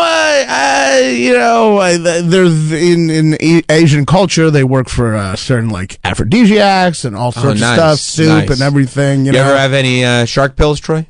Aphrodisiac. No. But shark's fin soup is a big thing. Right? It is. But I think shark they're fin stopping soup. people from doing that. Yeah. Yeah, all I know is those shark tooth necklaces. That's big too. That's yeah. big. But I figure you could just get the teeth without killing the shark. Nah, that's probably hard. Yeah, you wait for it to go to a dentist or something, or falls out. That's Get right. it from the shark's tooth fairy. But whenever you're swimming with I was in Florida and I was telling someone I was afraid of sharks, and he was like, "Well, don't worry, man. A shark will only attack you because he thinks you're a seal." And I'm like, "How does that make it better?" Like that, I don't care. Like I'm gonna lose an arm and be like, "It was fine. It was just a big misunderstanding." Yeah, And- he didn't know it was me. yeah, and also a little worse actually, because now you're not only getting attacked, you're being mistaken for a 400-pound animal. That's right. So it's actually very fat shaming. The shark's like, "Oh, I'm sorry, I just thought you were a giant fat animal." Yeah, I never would have done that if I had known. Yeah. He also said at one point, it's this comic from Key West, Tom Dustin, who's a really funny guy. He said, Boston guy, we were in Key West, and he's like, "Don't worry, man. When you're swimming, you just don't want to mess with, say, a hammerhead or a bull shark." And I'm like, you can stop there. I have a no mess with shark policy across the board. Yeah. Why don't we jump in a pool? Yeah, I'm not going to see a Nerf shark and be like, "He's not on the list. Let me kick it in the scrotum." Can you say scrotum? You can say scrotum. You can say whatever you want. It's Oh, satellite- really? It's the future. This is satellite radio. Oh, right. I've been trying not to curse. You know what? Obviously, I know you can curse here, but I did radio the other day, and I dropped a fuck, and I felt bad. Did you? Yeah. Did they get upset, or they were like, "We just"? No, they have that delay, but you're just so used to being on podcasts talking about eating pussy and whatever the Sure. fuck, getting pegged, and then you do one radio a year. Yeah, and they're like, "What?" It is funny that made me momentarily forget that this show that used to have Jim Norton on I thought was like a clean show. No, we decided after Jim left, we made the conscious decision to go clean. So shark it. Yeah, it's all. I mean, it's all. None of it's like accurate. No, it's just how we feel. You watch Jaws every single day? Every single day as a kid, yeah. For like what? When I was 5. No. Yes. Why? Well, first of all, every parent back then would have been CPS would have been called on them, right? All the parents. Yeah, every parent, till like the last 3 years, right? Yeah, you know what I mean? Yeah, like every parent. Give it everything pre-pandemic. My dad took me to the crying game when I was 8. That would be like a sex crime now. That's true. But he was like, well, I wasn't going to leave him home alone. I had to see the movie. Yeah, exactly. And it's like, which was very boring for me because I didn't understand the twist. So for me, there was no twist. So I'm like, what's the conflict in this movie? It sucks. But Jaws, I was in love with it, and I watched it every day. Did you have like the VHS? The VHS, and my buddy who was my babysitter, family friend, said I would watch it while like crying, terrified, but I would refuse to turn it off. And then you just turn it on the next day again. Yeah, and I was obsessed with it. You've always liked being scared. Yeah, and I just loved it, and it feels comfortable for you to be scared. And I will say, I'm a bit of a movie guy, a movie snob. I had great taste at 5. You know, Jaws is a great film. As Quentin Tarantino once said, he said it was like it's the best movie. Maybe not the greatest film, but the greatest movie. That makes sense. I like that. I do think it's one of the greatest movies ever. It really is amazing. Yeah. Oh, it's so incredible. When I was a kid, my VHS, because that's what it was like. The VHS movies that you would just wear out. I think everybody's got like certain movies that they to this day know every single line because these were the VHS tapes. For me, rotation movies, I call them. You had like 10 movies on rotation. Right. It was Willy Wonka and the Chocolate Factory. Yeah, get it right. It was exactly. None of this Johnny Depp bullshit. Yeah. It was Willy Wonka and the Chocolate Factory. Clue. Okay, Clue was in a lot of people's rotation. It was not in mine, and I've yet to see it, but it's in a lot of people's rotation. It's amazing. Yeah. It's amazing. What else? And then definitely the Tim Burton Batman, because I remember that was in mine. Yeah. As much as I remember the movie, I remember the Looney Tunes ads for the merchandise that came on before the movie on the VHS. Was it Looney Tunes or Tiny Tunes? No, it was Looney Tunes. Okay, right. Tiny Tunes was probably later. It was later because this was like one of the first real like commercial VHS. Batman was on my rotation for sure. Yeah. And then definitely the first Ninja Turtles movie. Oh, that was definitely. Both of them were on my rotation. But like, I actually think 2. You're a little older than me, probably, like maybe a couple years. Probably. I think 2 was more on my rotation than 1. 1 was 2 was really on my rotation. 2 was the funner movie. Yeah, 1 is kind of dark. Yeah, I guess I don't even remember 1. Yeah, it's kind of a serious, like dark. It's like they felt like they watched the Tim Burton Batman. They were like, yeah, let's make it like a dark, gritty Ninja Turtles, and kids were like, what? I just loved how what's his name had a New York accent, but none of the other ones did. What's his name? Yeah, Raphael was just like, hey, what are you doing here? What is this all about? What the fuck is going on here? And the other ones were like, Cowabunga, man. Just Michelangelo was like Corey Feldman. Only he had a New York accent. Yeah, I used to watch 2, and I remember I was watching behind the scenes once, and I saw that the people in it were like Asian. Yeah, because they were like. I felt betrayed for some reason just because I thought they were American. It was like a racist feeling I had when I was like 8. Yeah, this isn't right. I was like, what? Because the voices were different than the, obviously the people in them. Yeah. You know. But yeah, Teenage Mutant Ninja Turtles, that was a really fun. But Secret of the Ooze, man, I love that. Secret of the Ooze is a much funner movie, and the Turtles in Time Part 3 was hideous. Yeah, I saw that in theaters. Raphael is just such a bitch because he's always complaining, and then he always gets caught, and they have to save his ass. And it's so annoying because he's such he's so emo about everything. Yeah. But also clearly he's the one April O'Neil has feelings for. Yeah. And even as a kid, I'm like, fuck that. Like, what do you like? He's like so shitty all the time, and the girl still likes him. I was not pleased. Yeah, you're right. She really had terrible taste. Like every other one of them is like awesome. Yeah. Like Donatello's like the fucking.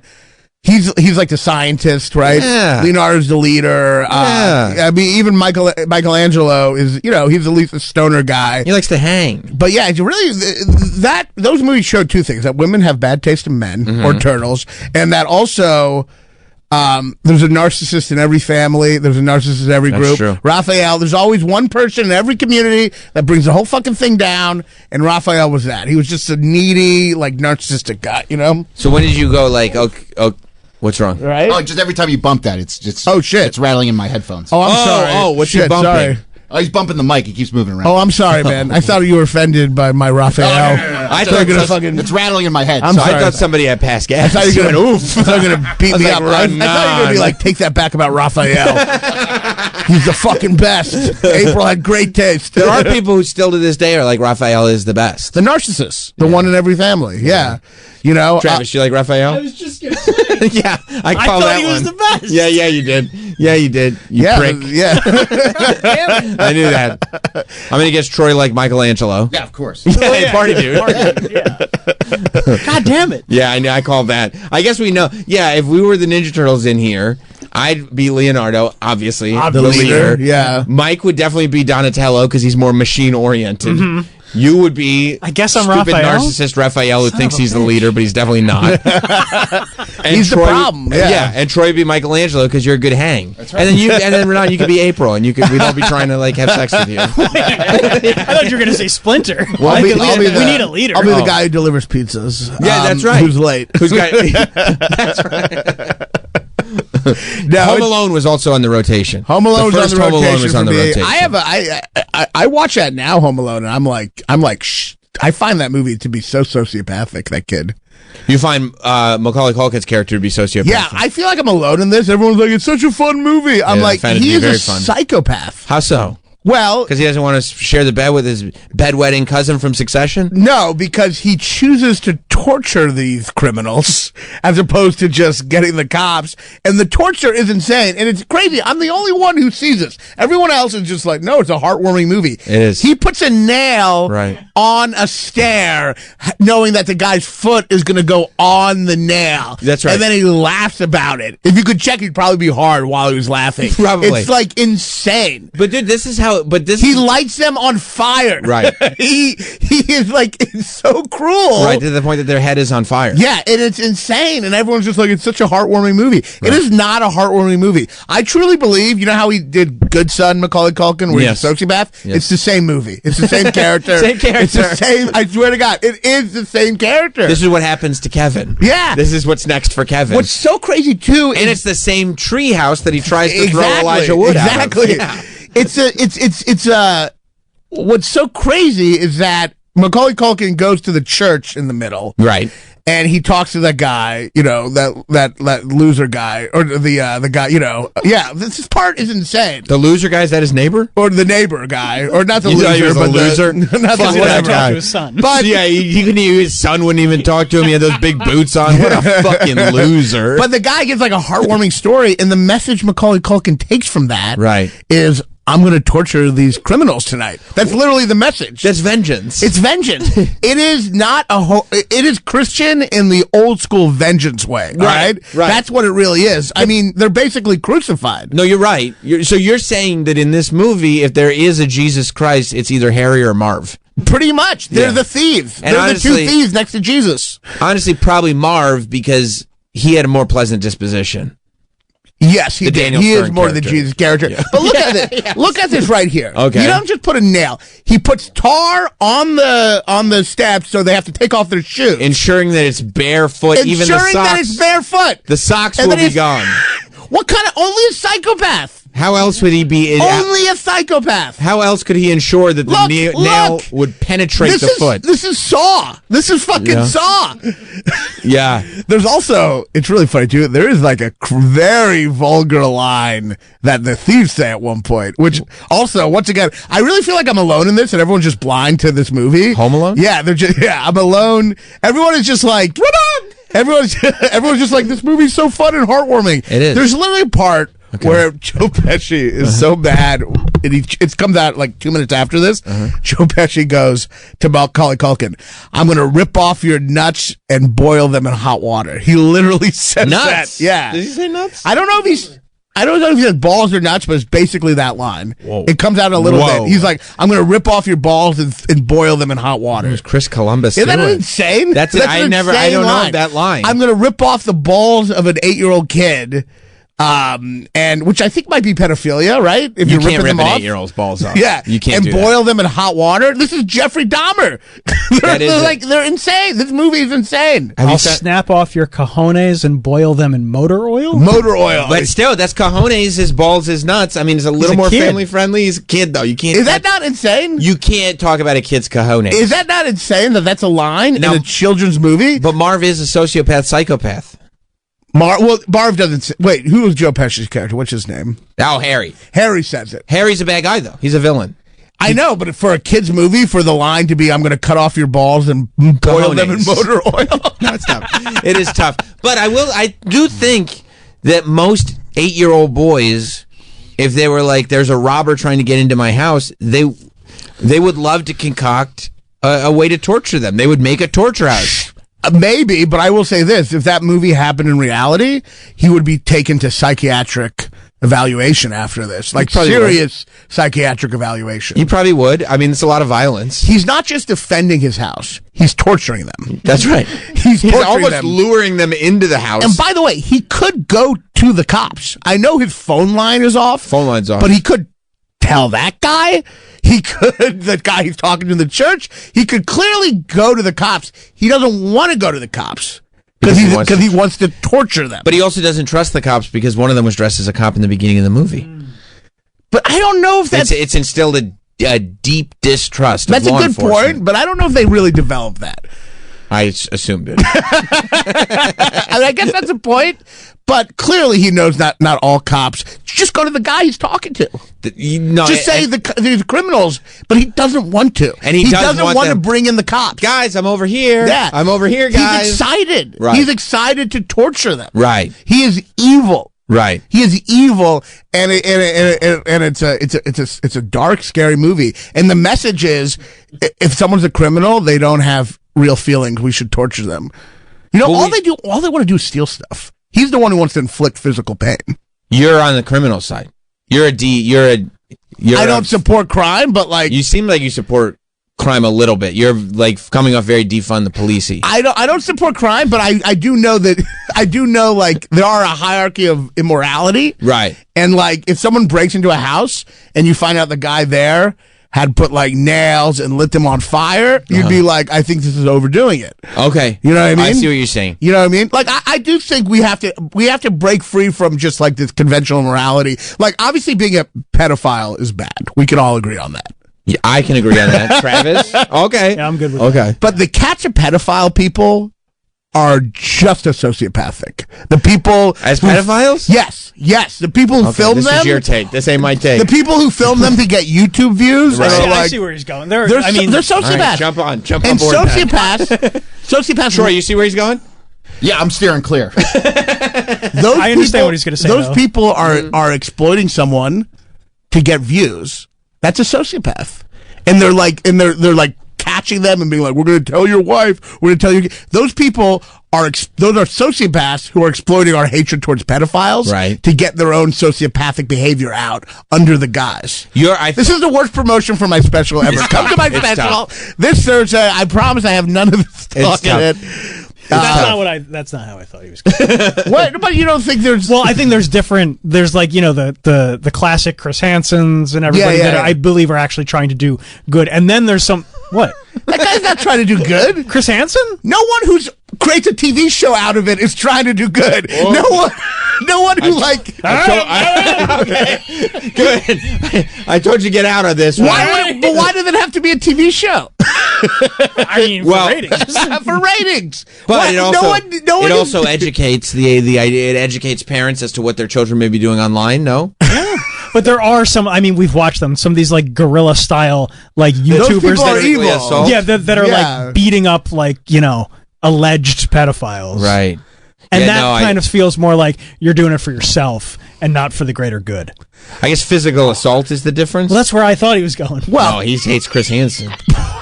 Do we all love Chris Hansen? Chris Hansen rules. I thought that was the thing. Troy, where you at with Chris Hansen? I think Chris is cool. I thought Chris was goated. You can't if you really, I thought so. The people who are doing good are the people the police who try to stop pedophiles, not the TV But then stars. why are the police work with Chris Hansen? Do they work with Chris Hansen? Hell yeah. Oh, yeah, they work with they were hiding in the garage waiting for Chris Hansen to finish his question. Do they come out at the end? Yeah. Oh yeah. To Catch a Predator. You should definitely watch what Chris Hansen's up to. He says like, okay, you can leave, and then he leaves. Yeah, and Jeff And then the Sokol. cops are there? Yeah. Jeff Sokol is like, "Can I use the bathroom before I go?" He goes, "Nah." You don't think it's insane though to watch a show where you're just catching a? I want them to get caught. Yeah. I want them to be caught too. I just don't think it needs to be for TV ratings. Yeah, I mean, they got in my clicks a lot. A lot of clicks from me. You don't even know about Jeff Sokol? What if I was Mike, you know about Jeff Sokol, right? if I was who's that? Jeff Sokol? Is he the guy? He's a Catch a Predator icon. He Oh, got really? caught big time. You know, if I was one of those guys, Predator? if I was one of those guys, I would when Chris Hansen would come out, I would go, no, I'm trying to fuck you, Chris Hansen. I'm really attracted to you. Yeah, I knew you were gonna so I was actually trying to pretend to fuck a kid just because I really want to fuck you. I would never do that. I'm here for you. Yeah, no, Jeff Sokol came in with pizza and ate the pizza while Chris Hansen was interviewing him, and the pizza looks delicious in it, which is part of the lore. Yeah. And so he's like, well, I brought this pizza, can I eat? And Chris Hansen, who's a genius, he's in the moment enough to go, yeah, go enjoy yourself, go ahead. Because he knows how insane this is going to look, that this guy's eating pepperoni. Why do they stay for it? The guy's like, because Chris goes, no, you have to sit down, and they go, okay. That's where then they say okay. They go like this. You think the minute they see him, they'd run? They go like this. Can I leave? And Chris Hansen goes, in a minute. And they go, all right. That's strange. They go, who are you? And he goes, before I tell you that, let me ask you some questions. And they go, all right. It is funny. Like it is like Punk'd, but for like pedophiles. Yeah, very similarly. I guess Punk probably came out after, maybe. I don't know, but I don't think Punk had the moral high ground that Catch a Predator does. Like Punk wasn't like, you know what we're gonna do? We're gonna do these. We're gonna. Take I don't think Catch a Predator has moral high ground. I think doing stuff for TV ratings like that does not have moral high ground. But it does bust them. They go to. You could jail. do that without it being a TV show. You know that, right? No. You know that you could do all that. I don't see any without evidence it of being it. entertainment. You don't find entertainment in Catch a Predator. I think it's a little sick, isn't it? He didn't even know the cops were involved. He never even heard of Jeff Sokol. Mike, you ever met anybody that didn't know who Jeff Sokol was? No, not in my immediate circle. Not only, let me tell you about something about Mike Montone. Not only does he watch all these, he also subscribed to the podcast that Chris Hansen used to do, where he would podcast giving Predators I've caught. Oh, they would go on? No, he would just talk about them. Has he had any legal trouble, Chris Hansen? I bet he's a con man. Well, I bet he is. This is the worst promotion for my taping. Everyone's on here. It's like, you fucking piece of shit. Yeah. I think everybody. I think fucking hates you. kids is evil, but like also making a TV show out of it is not great. Here's the thing: you saying that's evil, but is always gonna like go. What the fuck but are you other talking? things are also evil. What are you talking about, man? That's what people. When you go this, but everybody goes like, "What the fuck are you doing, man?" I'm not saying, but it feels really good. I'm saying, I'm saying, but other things are also evil. But it just. And I'm not saying, but I understand. But it just. Sometimes you could just put a period at the end of the sentence. Sure. You know what I mean? And that will satiate. But the guy on YouTube beating the shit out of a pedophile to get clicks. That guy's a sociopath. But then you threw Chris Hansen in with him. I'm Chris throwing Hansen's him in. not insulting anybody. But it's still Chris Hansen didn't put tar on the steps. Chris Hansen's not throwing paint buckets at anybody. He's letting him eat. He's letting him have a slice. You think he's just being altruistic? You think he's just a hero? He's making a couple bucks. He's like we all got to make a living. It's like Batman, but if Batman just had it always on TV when he beat up the criminals, would you think Batman was a hero if every time he like the beat up Batman someone show? it was on a show? Joker comes in and Batman just pops up. What are you doing here? You know? Would you really see Batman as a hero if the Teenage Mutant Ninja Turtles did that as a TV show? I watched the TV show, but that wasn't it wasn't them filming it. It was. They were best friends with the news anchor. I bet. Has Chris Hansen had any con shit? I mean, he has. Of course. Yeah. What is? help my argument here, because he's a con man. I don't want to. Why are you trying to besmirch the character of Chris Hansen? Because he's a con man, and I Why would you refuse. say I that? refuse con men hiding behind the the fake moral high ground. Well, I think He had some bad checks. big deal. Yeah, big deal. He's We a all have charlatan. financial issues. Big sometimes. deal. Bad checks. I write bad checks all the time. You can do that, right? You can just say things like that, right? Yeah. Yeah. I always think of like Make when you restitution. when you judge Restitution. people. Think about how like if a friend had that idea. Like if your friend came to you like, I got an idea for a show I'm going to start, right? Where I just catch pedophiles and trick them. You'd be like, what's wrong with you? No, I don't think he ever had any issues with that specifically. because- Fucking kids? No, he didn't definitely do did that. not He do did that. not Well, do that. I'm not saying he fucked kids, but I'm saying he's definitely had some bad checks. He did have bad checks, but the case was dismissed. But the case was dismissed. Yeah. And it's like if you're to be like, well, you may be busting pedophiles, but you were once accused of writing bad checks. Like, there's no reason. I'm just saying there's a con man mentality there, you know? Right. But because I would say if you want, I'm surprised he's not on Trump's one of like head of TSA or whatever. You think he's Hegseth? I think that the problem with extending that statement is that if that's the road you go down, somebody's going to be like, yeah, but Renan, you once did XYZ. Oh, I see. You see what I'm saying? Like you can't. The XYZ level, was an 8-year-old. the level of moral high ground we get to at a point It's a good means point. that none of us can exist. It's a good point. When you throw that, people find skeletons in your closet. That's Right. true. So we did some fucked up shit, Renan. But then, how can you ever call out anything that you find to be immoral? You can, but your scale, I think, is too sliding. Too sliding. Right. Can you be against Trump? You could definitely be against Trump if you want. Right, but there are a lot of people. A lot of people hate that guy. Right. But you have to make sure you've not done anything problematic to call out people. No, but if you're going, well, you can't, because you're saying you can't bust this guy because you have this problem. Then, because you're saying you calling out that guy on television is an issue because you've got that, then that guy can say, well, you can't call me out because you've got that. But isn't he also that? He's calling out pedophiles when what's his, conscience so clean? Well, he just wrote some bad checks, maybe, and the case was dismissed. And that was 10 years after the show. Come on. Well, I guarantee He did the you. show first. I guarantee you, bad checks to a child prostitute. That's what I guarantee. I don't think it was. Guarantee you. I don't think it was. One of the best Catch a Predator shows was when he caught a guy that he knew from the train. Oh, he knew him? He knew him from the train. The guy was like, "Hey, I know you. We went to school together." No, he was like, yeah, we take the train. Really? Because back in the day, you would have like people who commuted to work. Like it was a whole thing. You'd have train buddies. Oh, because really? you took the same train every day. Because people, and this is going to blow your mind. This is going to blow a lot of people's mind. People used to commute into work 5 days a week, and that was from, a crazy the time. suburbs, yeah. But yeah. So when my now dad they would, can barely get to their kitchen. Yeah. That's right. They have Zoom buddies. Yeah. But my dad would ride the same train every single day, going to work, every single day coming home from work 5 days a week. So you'd meet the same people on the train. You'd all sit in the same seats. You'd all have the same whatever. Oh, that sounds really fun. Yeah. I forgot there used to be a sense of community. A sense of community. Yeah.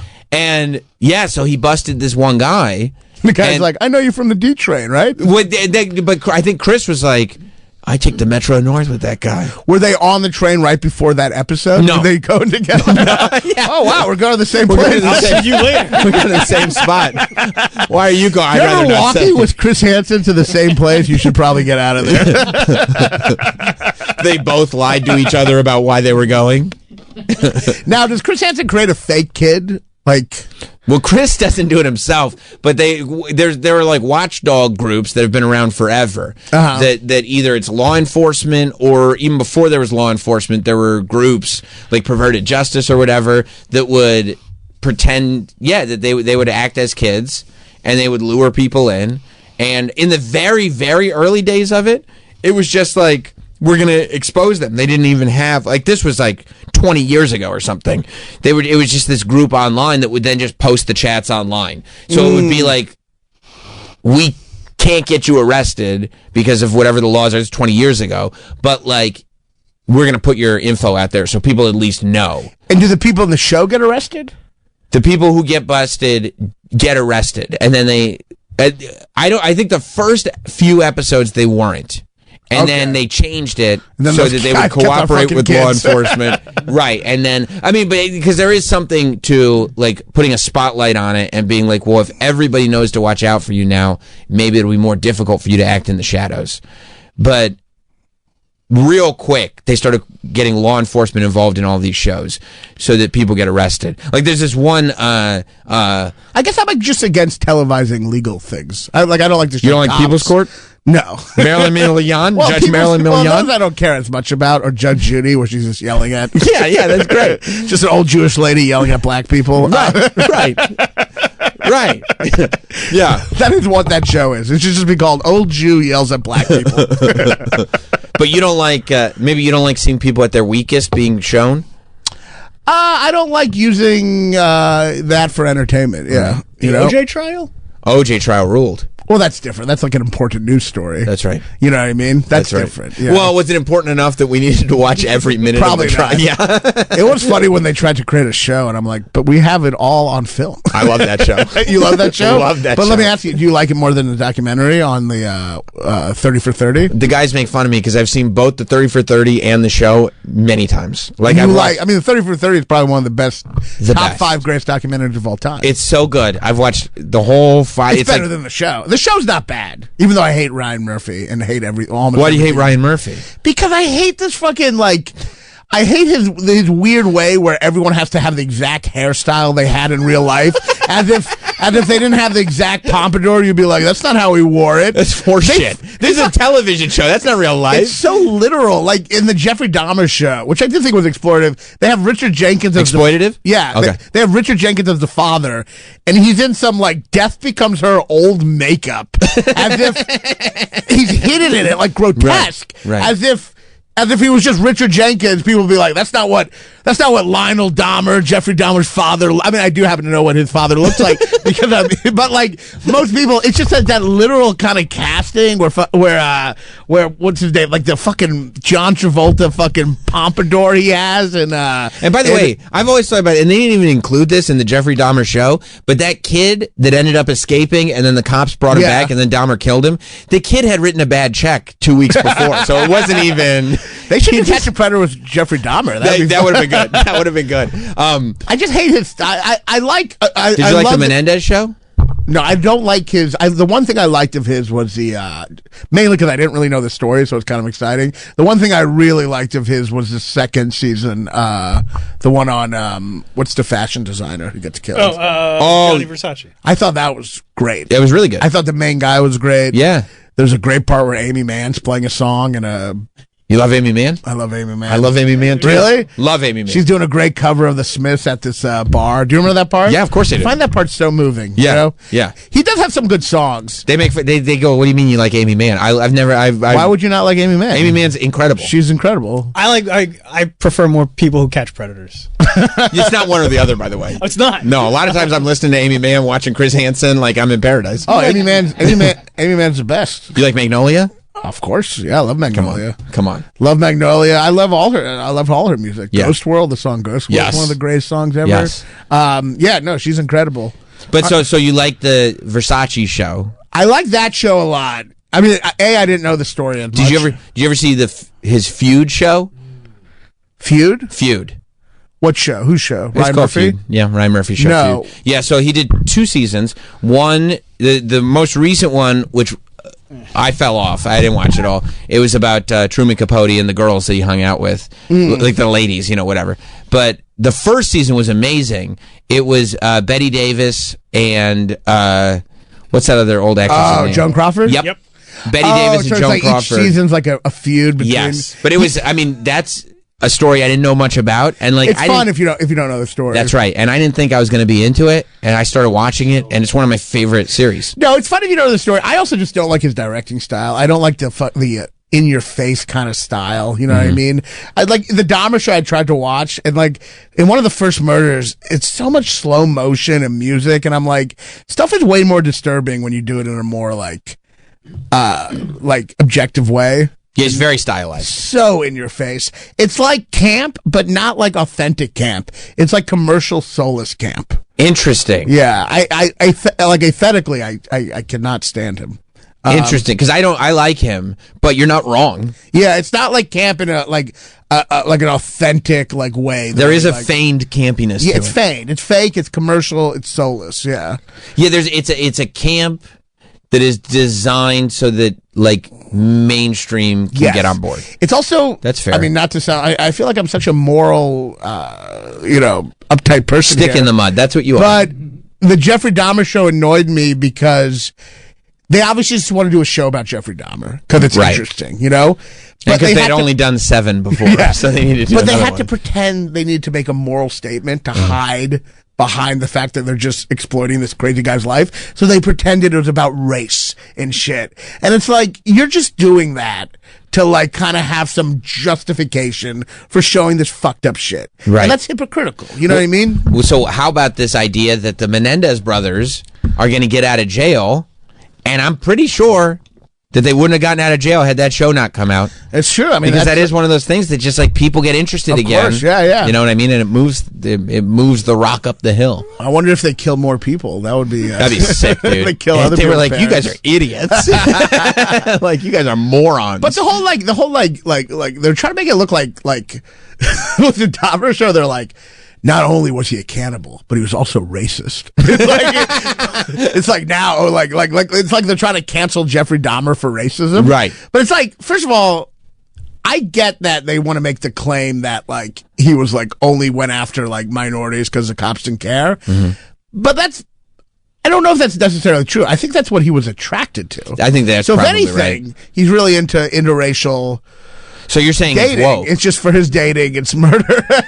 So you're saying like you're coming out anti Chris Hansen, kind of a little pro Dahmer. Most serial killers kill within their race. Jeffrey Dahmer was like the Martin Luther King of serial killers. That's he didn't right. care if you were black, He didn't you were see it. Asian, and they're calling him racist. He wasn't racist. He was uniting race. He would try anything. It's about time somebody said this stuff. It's about. By the way, Renan's special will be taping Thursday at Sesh Comedy Club in Lower Manhattan. These are all jokes, but Lower Manhattan, Sesh Comedy Club. The first show is like pretty much sold out, but I need some more people to get to the second show. So if you type punchup.live/Ronan.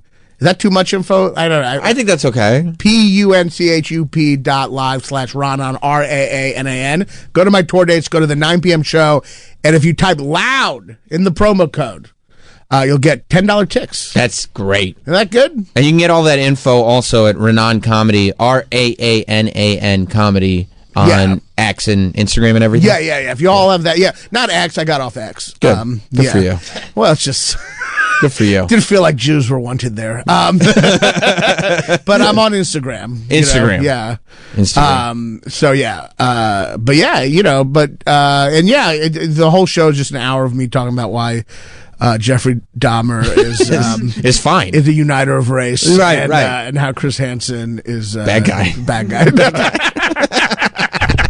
Oh, you're the best, man. Come back it's anytime. always so fun being here. Thanks so much. Yeah, that flew by. Get those tickets, and we'll see you tomorrow. This has been Sam Roberts Show. If you missed anything or want to hear it all over again, check out Sam Roberts Show on the SXM app.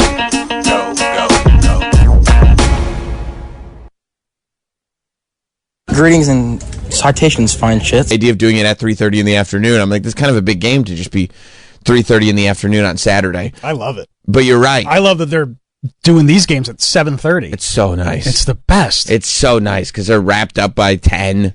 That's how all playoffs should be. Right. Started around 7. Yeah, not 8:20. No, it's stupid. It's stupid.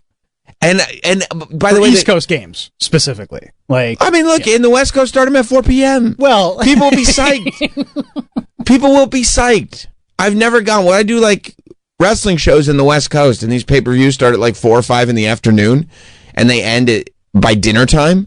Nobody's ever disappointed. They're all like, "Oh my god, we can go out and get dinner after the show. This is fantastic." That's on a weekend though. Like, I understand, you could take a day off.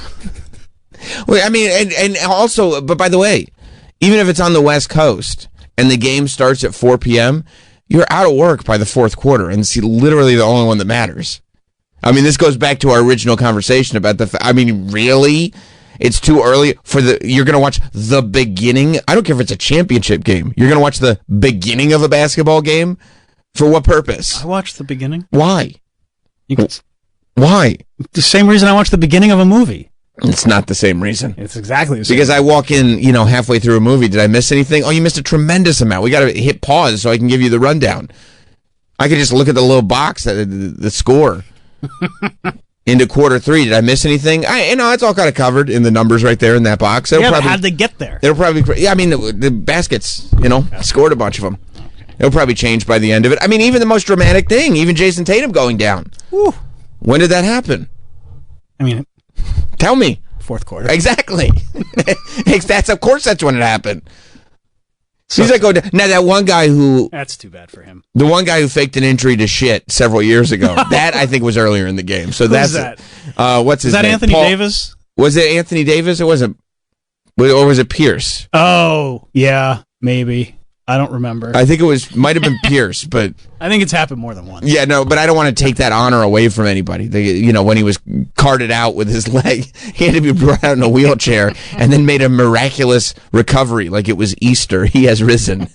Like he was Bobby Boucher. Right, exactly right. And then we find out later he just had to go to the bathroom really bad. And so he had to leave the court and he faked a thing. But yeah, Jason Tatum went down from the Celtics. Yep. In the fourth quarter, and it did not look good. So sad. I know. Boo-hoo. Yeah. He went down, and they're worried because he put no weight on it. They're worried it could be like an Achilles thing. Who knows? Yeah, he's getting an MRI today. Yeah. So good. We'll see. What do you mean good? I mean, I'm glad he got hurt. What about the Celtics? I don't like Jason Tatum. Oh, okay. Why not? Because there's nobody that has less of their own personality in the league than Jason Tatum. What do you need a personality in the league for? You remember that video last year when they won the championship and he was just doing all things that other people have done? Oh, yeah, that's true.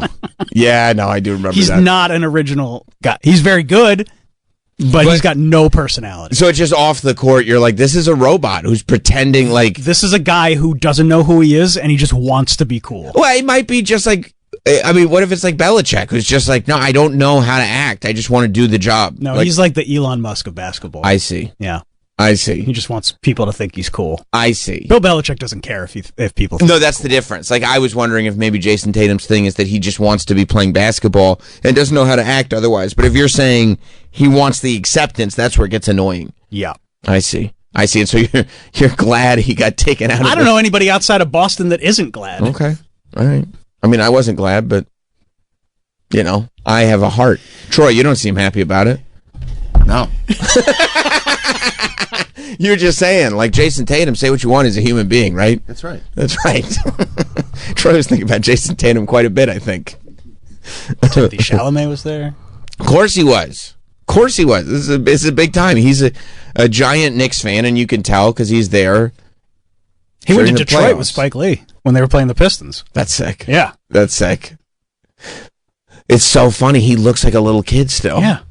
And he's like, He's in his 20s. Yeah, he's dating one of the Kardashian ladies. She was there. With him hanging, and he's still. Wait, not only does he look like a little kid, but also the way he interacts with the players, like it's much more like a little kid fan. I love that, which I do too. Than a cool like celebrity guy.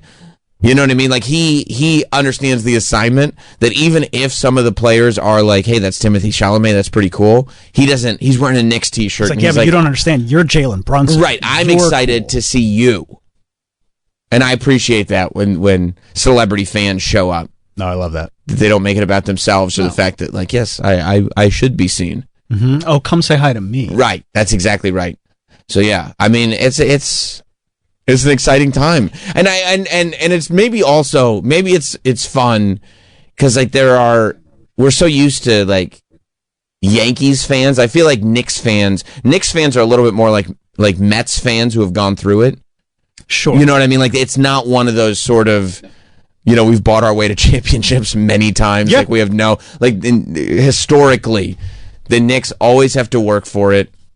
They I very. mean, their fans aren't pieces of shit like Yankees fans. That's not. I don't think that's. It's okay to say that. I don't even think that's a thing. Okay, Mike, you agree? I mean, there does seem to be an irritating element among them. I'm not a big fan of Bing Bong culture. What's wrong with Bing Bong culture? I find it to be one of the douchiest things in the world. Bing Bong. No, Bing Bong culture is great, but also you like the X's and O's. You don't like celebratory culture. You don't like festival. I don't like performative fandom. That's because of all the work you've put in as a Cowboys fan. But like the Mike Cannons and Sam Morrills, who are probably on the edge of their seat for the entire series, I don't have a problem with them.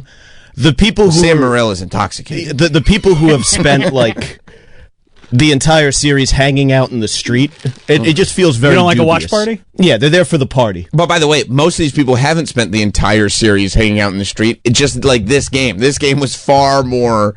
Like once the series gets deep, they don't even do the whole series. But they're having a great time. Yeah. It's just very, very suspect. New York comes out. They're saying it's sus. New York comes out. You know what I mean? They start bing bonging. Because the whole NBA season is like a basketball game. Are you really gonna watch the whole season? I mean, some people do. I guess, but like some of us You're have gonna really lives. watch every Monday Night Raw. Every single Monday Night Raw. Every single Monday Night Raw is massive. You really gonna watch every SmackDown? It doesn't all build. Every single one is an event. Basically, every single Raw and SmackDown is like the finals. You watch every Saturday Night main event. There's a main event every single time. That's why they call it that. It'd be like if the Super Bowl was on every week. Oh, is that what it is? Pretty much. Pretty much. Jess, you don't understand. Every week. This is like the Super Bowl, but every week. And sometimes twice a week. It's pretty exciting, actually. You don't watch every NXT? No, but that's like the mini. That's like the mini Super. That's like the college football championships every week. 100%. All right. No, but the NFL is something.